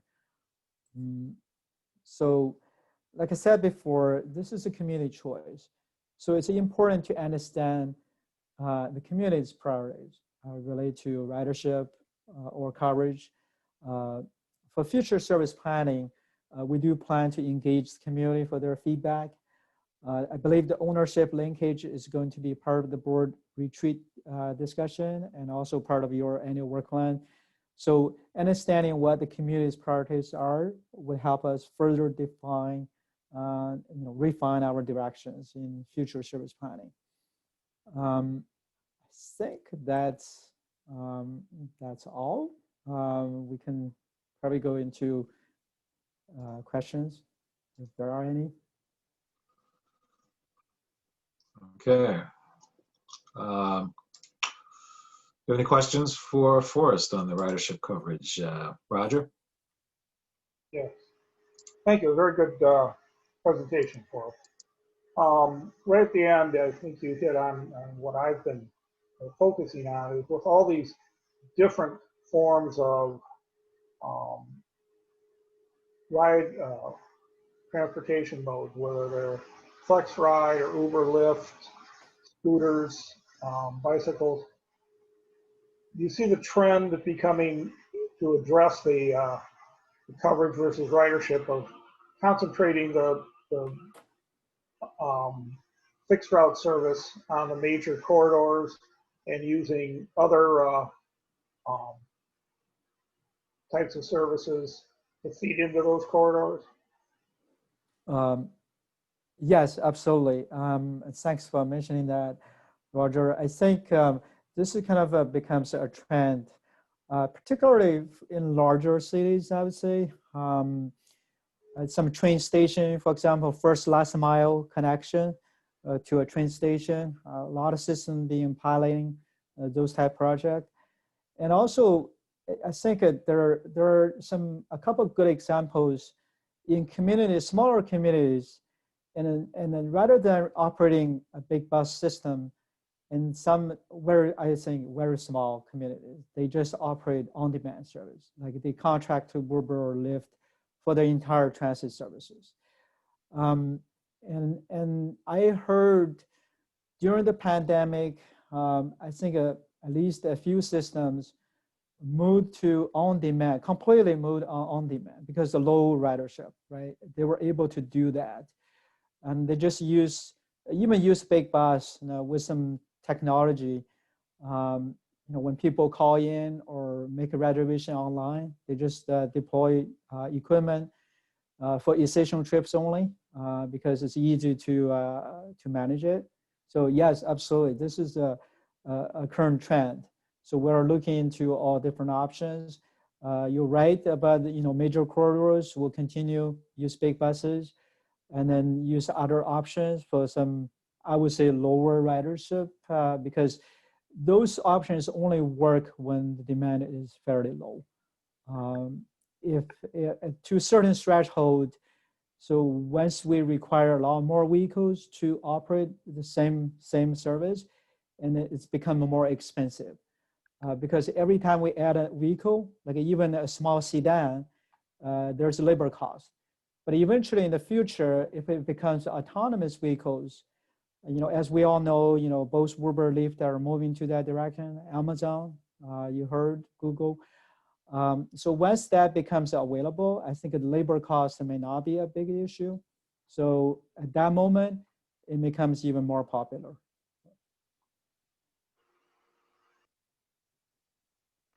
I would just follow up that I wouldn't put too much faith in the autonomous vehicles because Uber just sold off their autonomous vehicle division.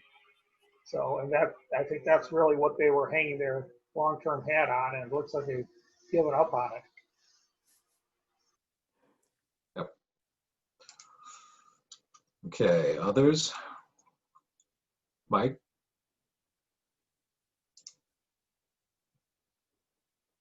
Thank you, Forrest. There was a lot of interesting things there in your presentation. Could you put up the rider profile slide that you had? I found that particularly interesting. And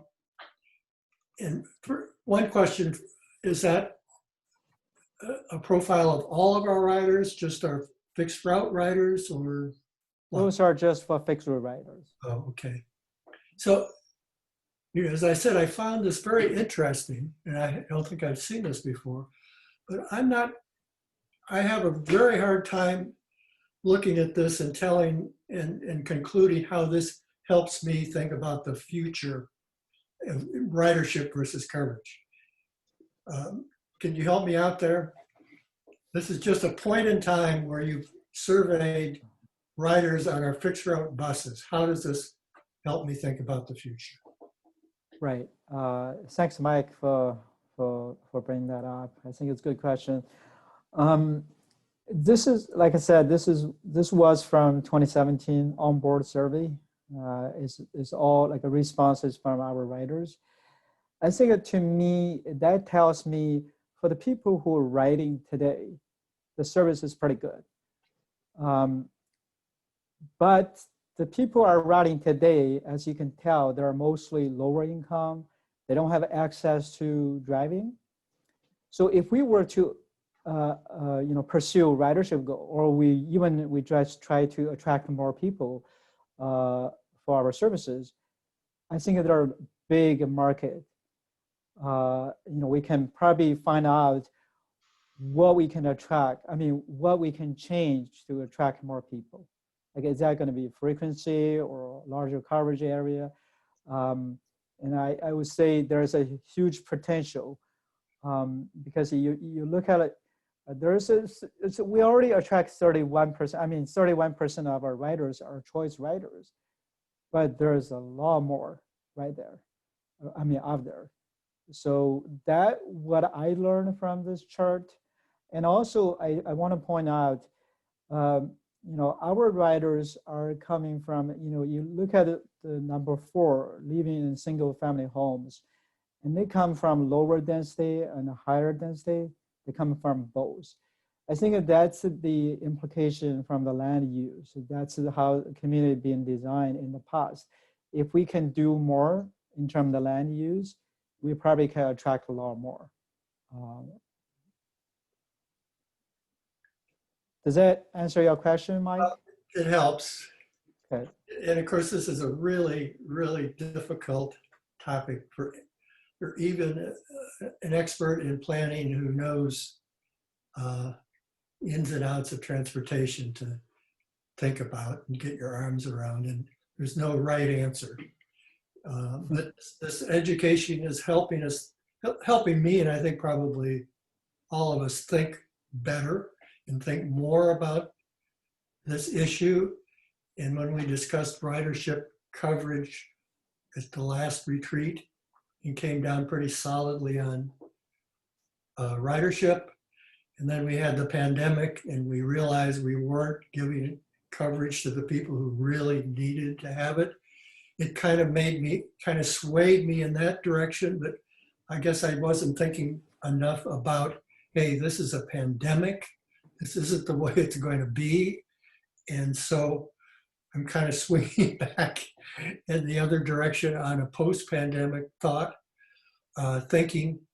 And of course, I think probably it's occurring to a lot of people, and your presentation has helped in that regard too, that the coverage can maybe best in terms of service and in terms of cost be covered by things like FlexRide and other alternative types of services, whereas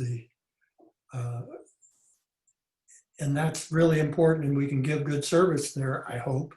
But still, the heart of it I think, has to be ridership. Its impact on our congestion, its impact on the pollution is so important. And if we were able to attract more riders while giving good coverage, that quantifying that trade-off is pretty hard to say, but I mean, that's kind of the way I'm coming down. Thank you, Mike. Kyra, did you have your hand up before? Yeah, thank you, Forrest. Your presentation was really helpful. I really thought the pie chart that you had for coverage pre-pandemic versus during the pandemic was really helpful. I don't know if we saw this when we, came to the decision to prioritize ridership over coverage, but I'm kind of agreeing with Mike that seeing the pre-pandemic pie chart that rider requests 8% for coverage is pretty good. We were doing pretty well in that area pre-pandemic. And if we do get back to normal, whatever that looks like relatively soon, then maybe we were on the right track when we established those priorities. And I also do think it's helpful seeing that composite for the average riders, that there is a lot of work for us to do in our ends towards being an attractive alternative to the single occupancy vehicle.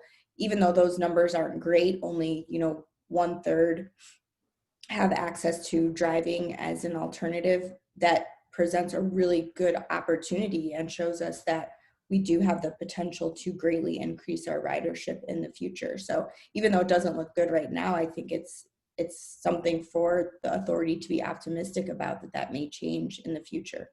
So thank you. That was a really good presentation, and I'm happy to have this information going into the retreat. Thank you. Okay. Anybody else? Jesse? It's interesting. I actually came away with a very different take from Mike and Kyra, because what I was seeing there was the core of people that are absolutely dependent on the service, so that the people who are the people who will be riding the buses no matter what really, really care about coverage. And to me, that, you talk a lot about business, and a lot of businesses rely on their core customer. And our core customers care more about coverage than about anything else, to an absolutely staggering degree. This pie chart was frankly a bit shocking to me. And especially when put in context with the idea that in order to provide more frequency, it was framed in the context of pulling service away from low ridership areas. And this is something that's always bothered me, is that, and which I know is the heart of the debate, that one comes at the expense of the other. When all I want to think about is building up. I don't want to reduce coverage. I'm all about maybe providing more frequency, but I would rather that, we were focusing, that this is a conversation for talking about our, increasing the millage, increasing our budget so that we can provide more frequency without sacrificing service to these people to our essential workers, the people who are still riding the bus because they have to, and because we're making them. I can work from home, but food service workers, hospital, healthcare, they can't. And we're talking about pulling service away from something, and we have pulled service away from some of those people because they didn't have the ridership numbers to justify, that route in our current financial situation. So I came away with a very different idea. And I just want to have that out there. And I've lost the rest of my thoughts, so I'll leave it at that. Sue, I think you had a hand up. Well, I totally agree with Jesse. And I know firsthand that some of our frontline workers have suffered from a loss of service, and it's been detrimental. So I am very focused on immediate needs, and over the next year and a half, we don't know what normal will be, and we don't know when we will be at a new plateau, but it's going to be different for a while. It's not going to be resuming to either the old patterns or stabilizing anytime soon, I don't believe. So staying really focused over these next few months and this next year, I think is critical. And for those frontline workers who are going to need to continue to get access to their jobs, particularly at our, as a pandemic, having healthcare workers be able to get to their jobs is critical. So I would just hope we would continue to make that a priority, and that we remain open-minded, that I think the world is going to function a little differently after the pandemic. We've shown how many more people can work remote. So I just think it's going to be a gradual transition to something, and we're going to have to stay very flexible.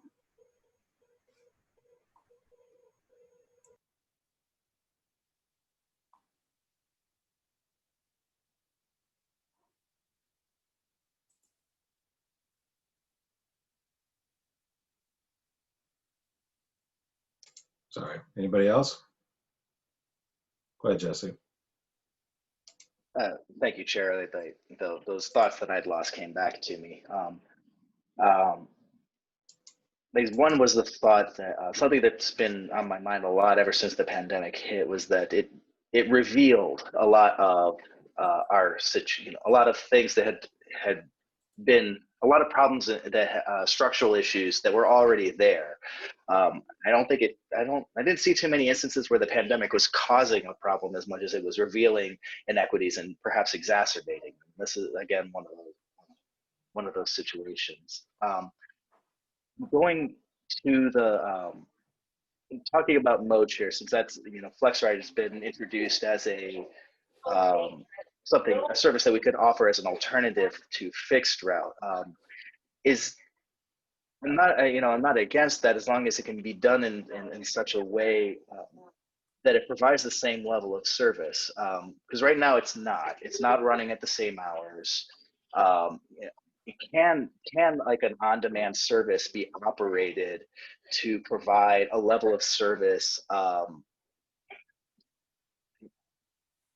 I guess comparable to fixed route, because if not, then I fear that we run the risk of entering into a two-tier system, that those who can afford to live in transit corridors and will have one level of service, and those who can't afford to live, and it's interesting I'm saying this, that they can't afford to live in denser areas because that happens to be, you know, the place where property costs are rising.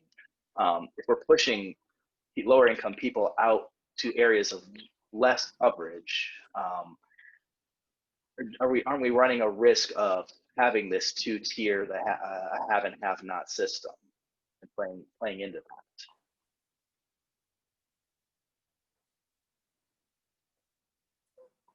Maybe I clarify, Jesse, to your question about FlexRide service hours. I think as of November service change, we expanded, I mean, at least in Ypsi Township, the FlexRide East to now provide weekend service as well. I think a similar service hours was Fifth Route. But, you know, absolutely, I think, you know, in order to make it a viable option, we will have to make sure it's workable for the people who use them. So, thanks. Can that be operated while providing? Can it provide service at a cheaper cost? Like, can it provide the same service? A person can get a ride when they need it at a cost to us that's acceptable. To answer your question, in most cases, I would say yes. I mean, use the Peacefield as example, the operating cost was much lower. We were able to get a similar ridership with smaller vehicles, with much less operating cost. Thank you. You're welcome. Any others?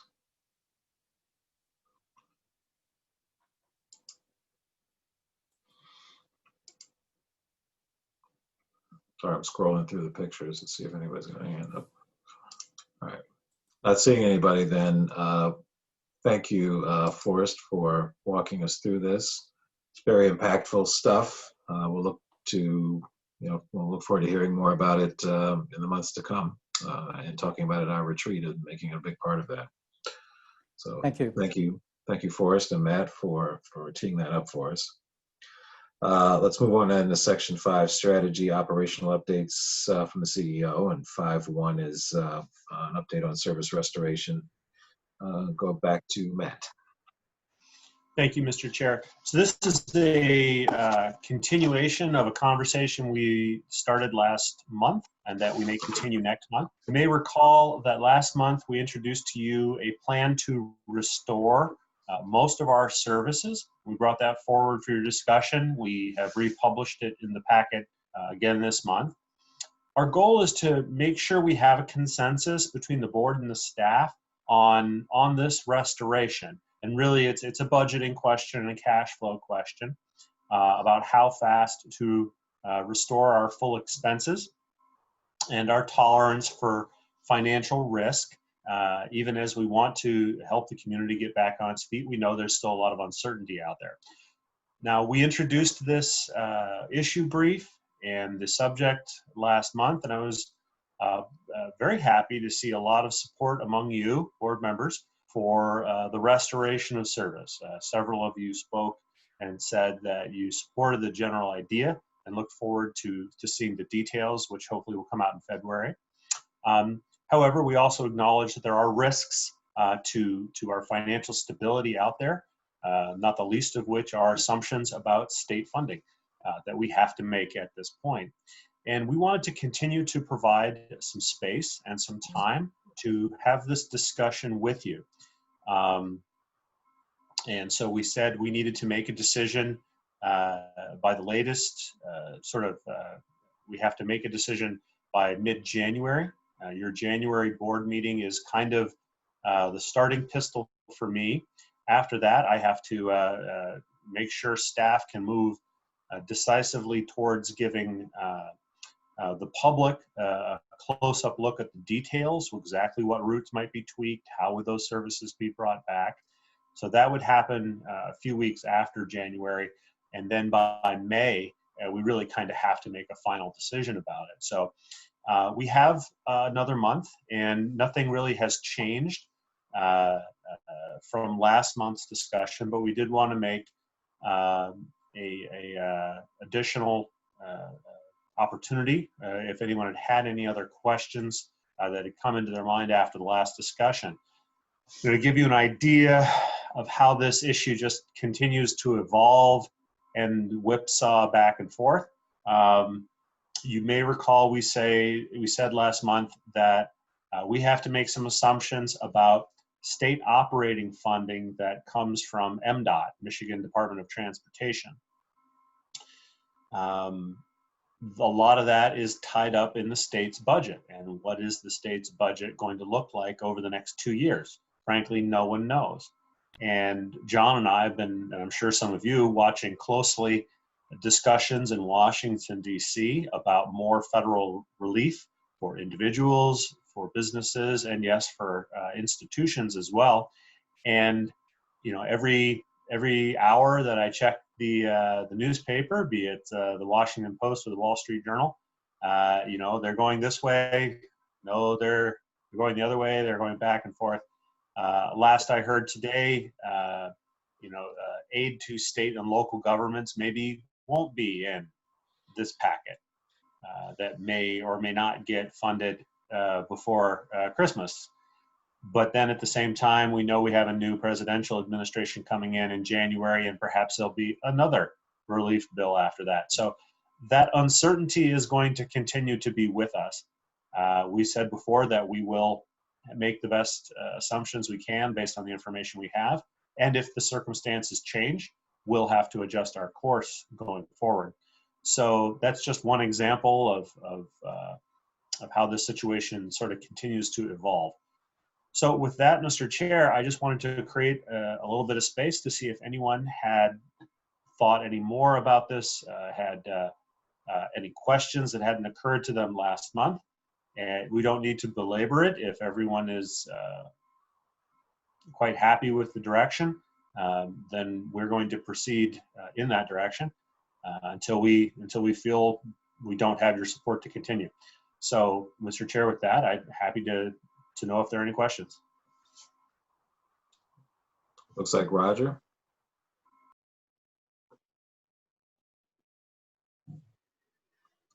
Yeah. Obviously, the federal and state funding is a big unknown.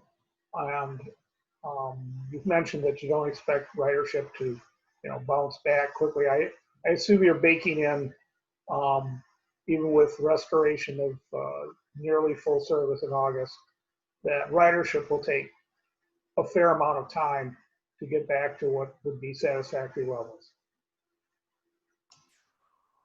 That is correct. We certainly want to be prepared for a strong, you know, V-shaped recovery, maybe a U-shaped recovery. But there's a very strong reality. And again, it's one of those things that no one can know, but Sue Gott said it a few minutes ago, you know, telework, telemedicine, telecommuting this is the moment when that's really come into its own. And a lot of people who were regular commuters, and that was our market, may or may not be commuting in the future. We just don't know.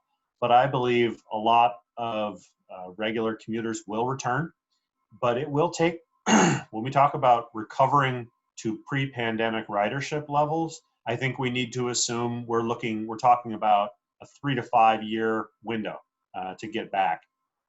That said, that's just our best guesstimate. There's really no historical precedent for this with ridership figures that we can rely on. Things bounced back really fast in 1920, but it was a very different world back then. So the future is uncertain, but we do believe ridership will return. It'll probably take a little while. Other thoughts or questions on service restoration, restored? Mike?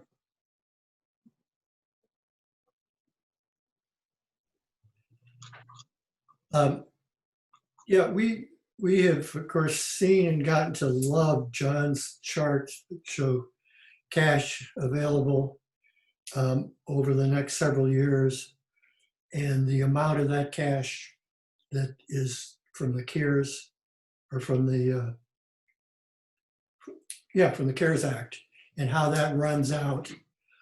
We've also talked about the risk of having lower state funding, which probably would trickle down from the federal government providing less funding to the states. And Matt just did mention for a minute ago that right now it's looking in Washington that they're not talking too much, or the Republicans are balking against providing additional monies to the states. On the other hand, it does look like there's going to be some transportation money coming up very soon. And we've heard and seen reports about Washington, New York, et cetera, running out of money. And it sounds like they're getting some attention there.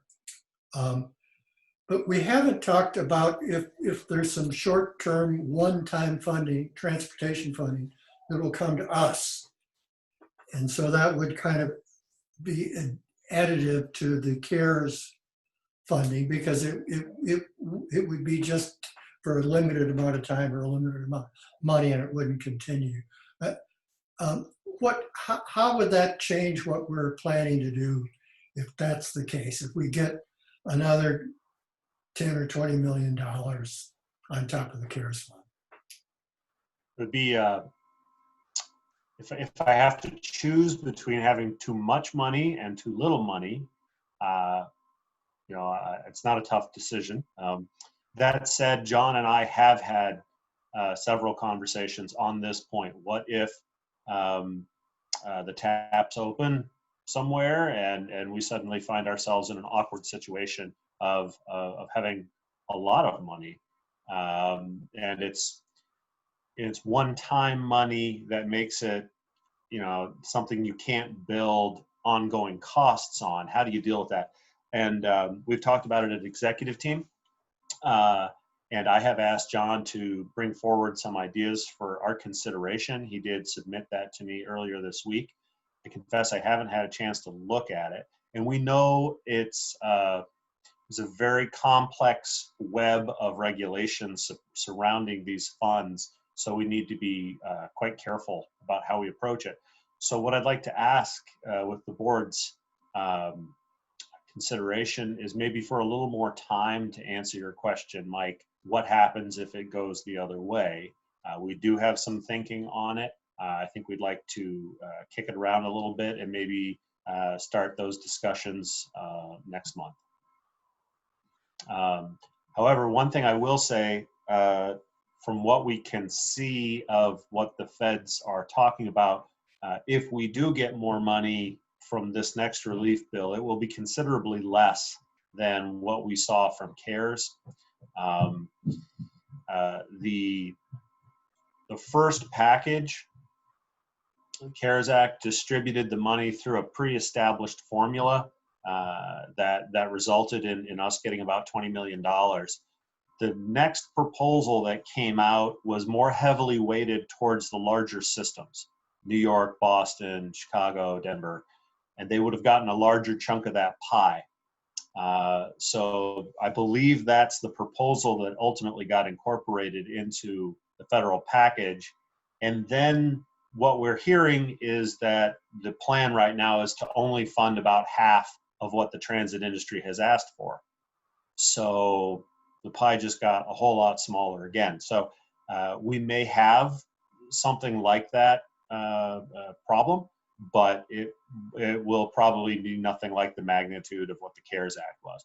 So with a little more time, and we look forward to bringing you some well beaten up ideas about how to deal with that problem if we have it. Thank you. Rich? Actually, yeah, I had a couple questions. One is, we have a really good relationship with the GDA, and I don't know if they're really the right source for this, but I was wondering, is it a way that we can partner with them to do a poll of businesses to answer some of the questions that we have, right? Because you're kind of looking in the crystal ball to try and predict what we think ridership would be. But could they poll business to find out what their short-term and long-term remote working plans are, right? So for instance, Renew Foundry, we're trying to figure out, like, when are we going to have people start coming back? You know, is it immediately? Is it next year at some point? Is it really dependent on whether our team all gets the vaccination? And I'm sure there's a lot of businesses that are also going through that same, or trying to answer that same question. And maybe the DDA could help us get that information from them, because I think they could also help us with finding out how many employees currently and were actually using the bus system, but because of us having to pull back, they had to find alternative routes or methods to get to and from the office. And then maybe they can even give us a general idea as to where these folks are traveling from, because then maybe that would help Forrest and the team also maybe determine which routes they potentially have to add more buses on. Because it may be that the routes that historically had the largest amount of buses are not the ones that actually really needed at this point because of where the workers are coming to and from, especially around the hospitality industry. And then the second question I had, not really related to this, but it got me thinking is, as we do start rolling out these services, we're still probably going to be under the policy of we can have X number of people on a particular bus at a time. I've always wondered, is there a way, like how do we know when there's a whole bunch of people just stacked up at one particular pickup point, right? Does the bus driver phone ahead and say, hey, by the way, HQ, we have like 20 people waiting at this one bus stop? Or do they call? I don't know how that works. So I'm going to ask Brian to step in and answer that second question in a moment. As to surveying the DDA, that's an interesting idea. I hadn't thought of that. I hadn't heard it. So let me ponder that one, take it back to staff, Forrest and I can discuss. Our assumption right now is maybe lacking time for precision. We are moving towards a rough assumption that things are going to start to return to normal around next fall, and that we kind of need to get back to something like normal about that time. But admittedly, it is a crude approach, and we're just kind of putting everything back roughly where it was. Perhaps if we survey, we might be able to get a little more precise about that. So Forrest and I will chat about that. Thank you. It's an interesting idea. And then a very good question about how do we deal with loading and volumes of passengers. And I think Brian can probably answer that. Certainly. So I have not heard of any reports of getting 20 passengers at any one stop. For overloading, which has not so far been a problem, we do have a protocol in place that the drivers, when they reach 15 passengers, are to call in and let us know that they have 15 passengers so that we can start prepping to send a bus in to be a backup bus. And then at 20 passengers, they stop picking up anybody new and go into drop off only, and let us know that as well. So far, we haven't seen those passenger loads yet.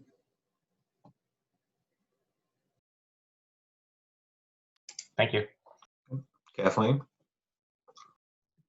So I'm thinking about the pandemic and how we actually provided services that our customers were asking for pre-pandemic, which was the increased service to like St. Joe's on Sundays and things like that. And so my concern is we're talking about what it's going to look like in August to bring back the 5-year TIP to go back to normal beforehand. And it wasn't normal to do some of the things that we're doing now, like go to St. Joe's. And I'm hopeful that we're going to see the benefit to our riders to be able to have access to healthcare and to be able to continue those services and figure out how to bring everything else up online. Not so much, I guess, a question as it was more of a comment. Yeah, thank you. And it does provide me an opportunity to try to clarify words that I've probably said and tripped over. When we talk about this from a budget point of view, we're talking about bringing back full expenses. And that's kind of talking about the budget envelope. The specific services and routes that we bring back are going to be slightly different. we talk about it internally as, do we just blow up the whole route network and start over? And we all agreed that that was, first of all, inappropriate, because there's no way to involve the community in that kind of an exercise under a pandemic. And second of all, we just don't have the time for that. The deadlines are way too close. So we instead decided, let's go back to the 5Y TIP, because all those plans exist, and tweak them, make whatever modifications we can in the time that we have that, you know, still are within the budget, generally speaking. So there are going to be some changes, and specifically we are intending to continue service to St. Joe on the weekend. So medical facilities are still going to be, I think, a priority by August and fall of next year. So there will be some changes. There will not be exactly the 5Y TIP, even if it is the same budget. Those are the details that Forrest's team are working on hard right now, and we hope to bring out to the public in February.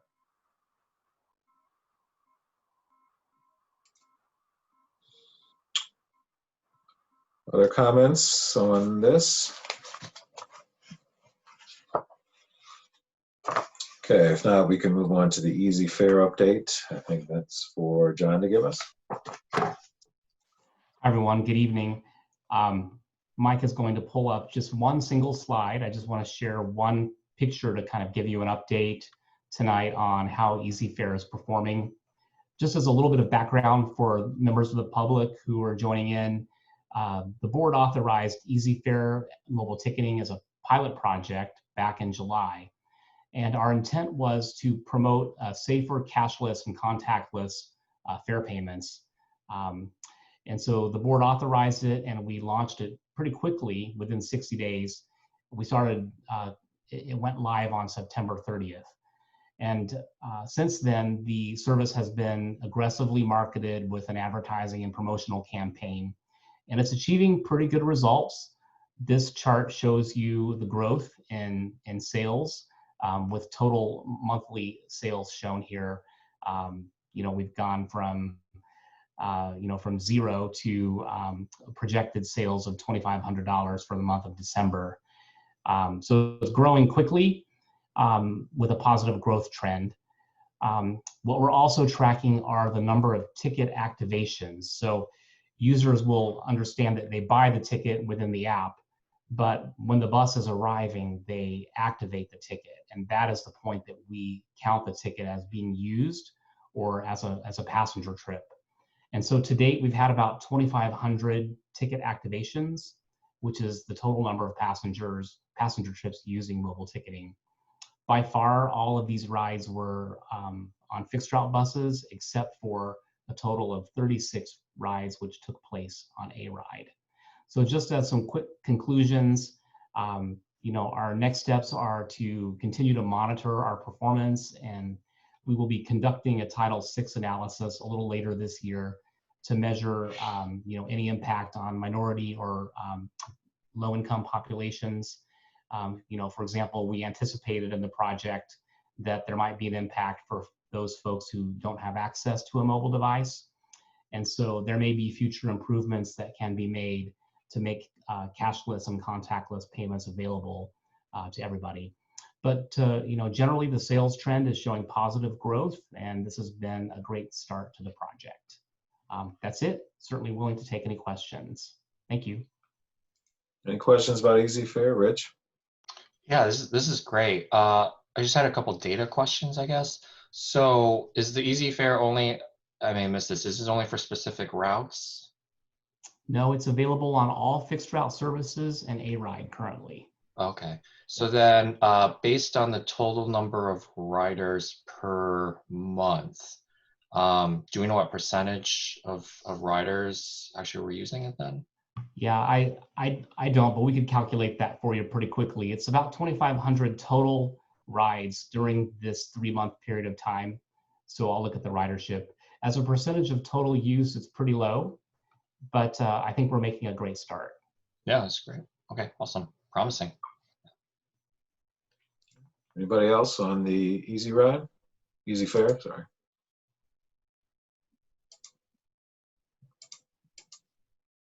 Okay. Not seeing anybody else then, we'll go to the next one, the CEO report. Back to Mr. Carpenter. Thank you. Very briefly, with coronavirus cases increasing throughout the community, we have continued to be very diligent about defending our staff and trying to keep our staff as safe as possible. I'm not saying you have to go through a metal detector and shimmy under some barbed wire to get into the building to report for work, but it's pretty close. There are automated thermometers that are installed. There's a rigorous screening process. And by and large, we've been very successful with our staff. There has been only one case of even suspected staff-to-staff transmission. The workplace is a pretty safe place to be at TheRide these days. Nevertheless, we are not immune to the flood outside the doors and the rising number of cases in the community. Our staff have families, our staff go shopping, and unfortunately, we are seeing more staff report positive tests. I'm happy to say that it's still a relatively low number, and from the ones that I've asked about and getting reports on, most of them appear to be asymptomatic or have very mild symptoms, so that's certainly a blessing. Nevertheless, our staff, we say it sometimes, our most important asset, and that is particularly key in the operations area with frontline folks. And our most vulnerable point in many ways has always been our mechanics, because there are few of them to start with, and their skills are not quickly replaced. So unfortunately, as I've let you know, and I think now is the time to let the public know, we're starting to see pinch points among staff in our ability to continue to operate the service. So we have not gotten to a point where we need to pull back anything more. Nevertheless, we are sort of on high alert internally. Brian's watching it very closely to see if reductions in service are going to become necessary because we do not have the manpower to continue to field the service. Looking at coronavirus cases in Michigan earlier today, it does look like they're sort of plateauing and maybe, knock on wood, hopefully begin to decline. But it is the holidays and people are traveling and things like this. So we are going to alert the community as soon as it becomes apparent if we need to change anything. Plans are being made, contingency plans being dusted off and prepared. Right now, it does not appear necessary, and I know, and I compliment staff. They're doing a fabulous job internally and behind the scenes to keep everything running. But we will draw the line at a certain point. We're not there yet. So that's something I needed to say to you, to say to the public here. And we will do our best to let everyone know with as much advanced knowledge as possible, should that become necessary. And then on a lighter and more positive note, I want to congratulate John Metzinger and his team for once again winning the Distinguished Budget Presentation Award from the GFOA. Congratulations, John. I think they're going to have to retire your jersey pretty quickly. I think this is the third year in a row. So give other people a chance, John. Come on, we got to, put more typos in next year's or something and give people a fighting chance at least. Okay, thank you. Congratulations, John. Team's done another fabulous job. With that, Mr. Chair, if there are any other questions about operational matters, happy to try to respond. Thank you. And I would encourage you to disregard what Matt said. Do not give anyone else a chance to win this. Actually, I propose that the award be called the John Metzger Award from now on. Yeah. I agree with that. Anybody else? Any other questions on the CEO report?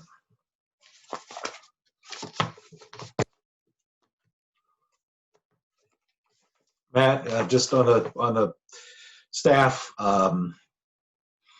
comments that you made, you know, the MDHHS has kind of put their vaccination prioritization rollout out there.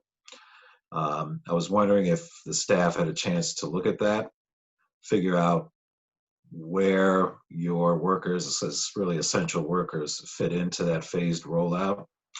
You know, critical infrastructure workers, what have you. And if you had any inclination about the vaccination and whether or not it might be something you offer and or compel people to do. If you're having those conversations, it's a very touchy, difficult question, and I get it.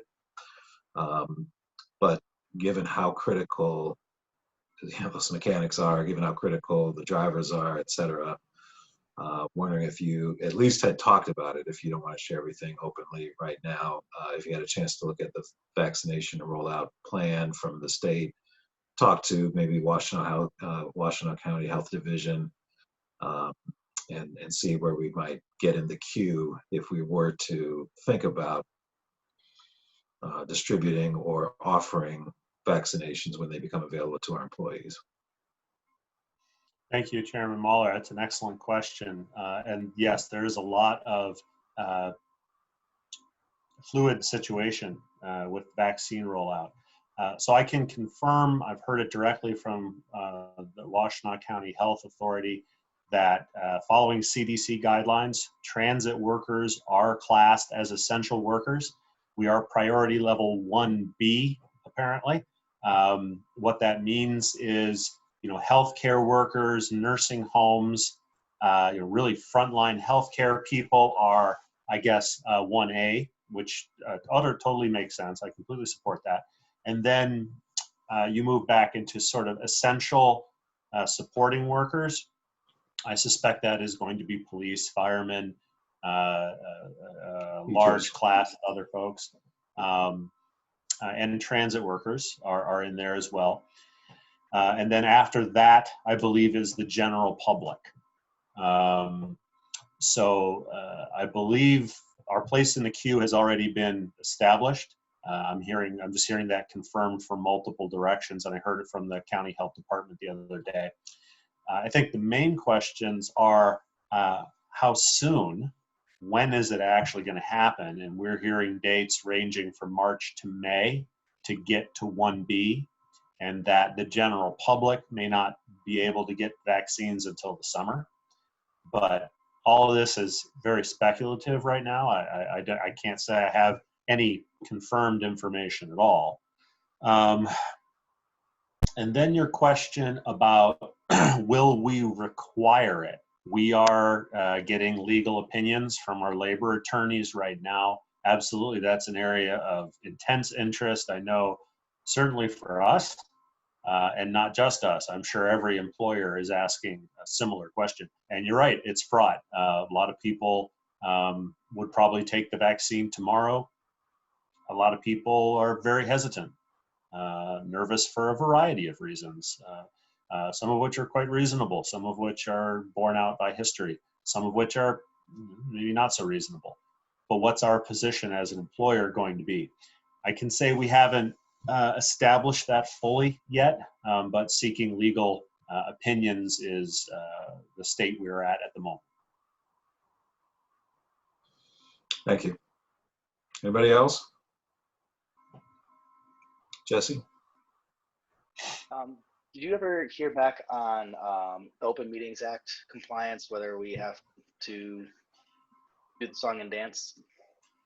That's a very good question. I actually fired our counsel, Mel Muskovitz, an email this morning. And what I wrote to Mel was, I thought I understood what was going on. And I saw a note this morning that the State House had passed a law that said something new. Mel, please clear this up for me. And his response is, I'll get back to you soon. I think there's a lot of confusion over this about when things are going to be allowed to, how are we going to continue? Everything I'm seeing is that, at least for the first few months of next year, virtual meetings will still be permissible. We may have to, I may need to ask each of you to state the location that you are presently in. And that's apparently needed so that, we know that, and I'm going to pick on Raymond because he's just the square I looked at, so that we know that there's actually a state of emergency in the locality that Raymond is in, so that he's not just faking it. Essentially, they're asking for a doctor's note that there's a general emergency going on. It's kind of ridiculous under the circumstances, honestly. But it's also adding a lot of confusion and misinterpretations. I saw an article from Northern Michigan where the State Highway Patrol had to bust up a township supervisor's board meeting because they were violating the law and they didn't even know it. So there is still a lot of confusion.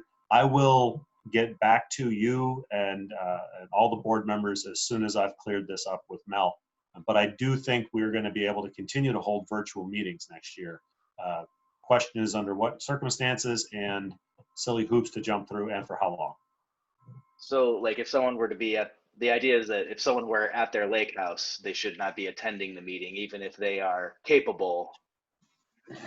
They essentially, what the OMA, Open Meetings Act,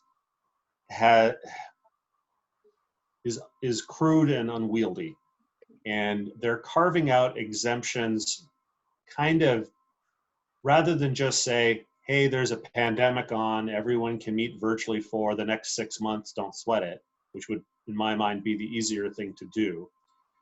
They're saying, if there is a state of emergency in the location you're located in, then under certain other circumstances, you can attend virtually. But how do you know if there's an emergency in that specific jurisdiction?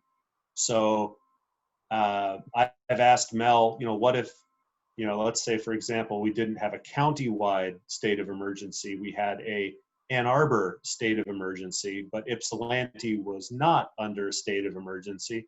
And this apparently produces absurd things like, well, all the Ann Arbor people can stay at home, but Jesse and Ryan have to come to the office and participate in person. I mean, it's absurd, and it's producing some kind of contradictory direction that doesn't seem to make sense. I think it's in how the law is written.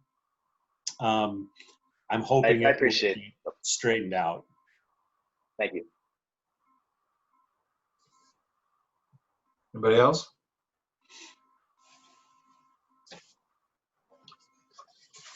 Okay, then we'll close that out and go to emergent business. Anybody with any emergent business that's not wasn't scripted for the agenda tonight? Then we'll go to closing items. Next meeting, you see the topics there. Probably bring up the retreat again at the next meeting to start to finalize that, and we are going to work through that. We have a governance committee meeting tomorrow to hopefully solidify our plans, but we'll probably get that back on there. You see the other ones there. I guess then we'll move on to 7.2, back to public comment. And I'll turn it back over to Keith. If you are a member of the public who wants to address the board, please click the raise hand on the Zoom screen or telephonically dial *9, I think it is, to let them know that you want to speak to the board. I'll turn it back to Keith. Keith, do we have anybody who wants to address the board at this time? Thank you, Chairman Mahler. Yes, we have Mr. Jim Mogensen. Mr. Mogensen, you've been unmuted. So one thing I want to keep in mind is that some questions, particularly in the Ann Arbor urbanized area, keep on coming around again. Before my time in this area, 40, 50 years ago, when TheRide first started service, the way they started their service was to have fixed route service on the main corridors and to have dial-a-ride service to hook up to the fixed route service. And I believe one of the reasons, when you think about it, if you're doing that, if you are connecting from a TheRide service to the Ypsilanti Transit Center, where the buses run every 15 minutes, you can do that, right? But if you are trying to connect in other to some of the other places, it makes it more difficult. So that's one of the reasons I believe that they started changing how that service happened.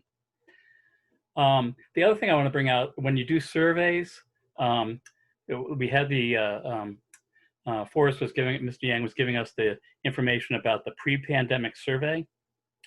And in that survey, which was a ridership survey, right? Imagine yourself doing a ridership survey on buses, and you were on number 4, and you have 31% of the people who answered that question that they have access to a car. And a subset of those people drove in from Brighton and Canton and Milan to the park and rides, and then they got on a bus. And that bus was 5 minutes from where they got out of their car, which is a different person than we often like to think about, who live in Ann Arbor and are 5 minutes from the bus and choose to get on the bus even though they could drive, right? So I'm just pointing that out. When the survey is constructed, I think it's important for TheRide to understand some of those, to piece that out, because we don't know how much of that 31% was those people who are commuting in from outside and didn't know where to park, which is a different, and I have heard people tell me from who are environmental activists who intentionally ride public transit that doesn't make any sense anymore. They live in the city of Ann Arbor, they used to ride public transit for environmental reasons, but during the pandemic and probably for quite some time are not going to get back on the bus. So those kind of dynamics are happening. The other thing is the structural things. Prior to the 5-year TIP and that first millage in 2014, local bus service in Ypsilanti was 60-minute service. And I was preparing a Title VI complaint concern about changing that. And then the millage happened and some of those things were modified and mitigated. And some of that was because during the 2009 recession, stimulus money back then, 10 years ago, was used to provide service to Ypsilanti. And then when that stimulus money stopped, it was unclear how Ypsilanti was going to pay for the service necessary. So there's some of these structural things and all kinds of equity things that go into this, the complexity of all of these things. And so I just want to encourage folks to think through what are we looking at, what are we measuring, and how does that direct policy? Because I think those pie charts of the 91% make a whole lot of sense to me, because people are concerned about how the service has been modified. So as always, I'll be in touch and try to provide comment on an ongoing basis. And I'm really lucky I'll get it before the board meeting and not just in these public things, and write it out and actually get it to you for communication. So I'll give it a try. Thank you very much as always for your patience, and thank you. Thank you. Keith, do we have anybody else who's waiting to address the board? We do not have anyone else at this time. Okay. Close the public comment session.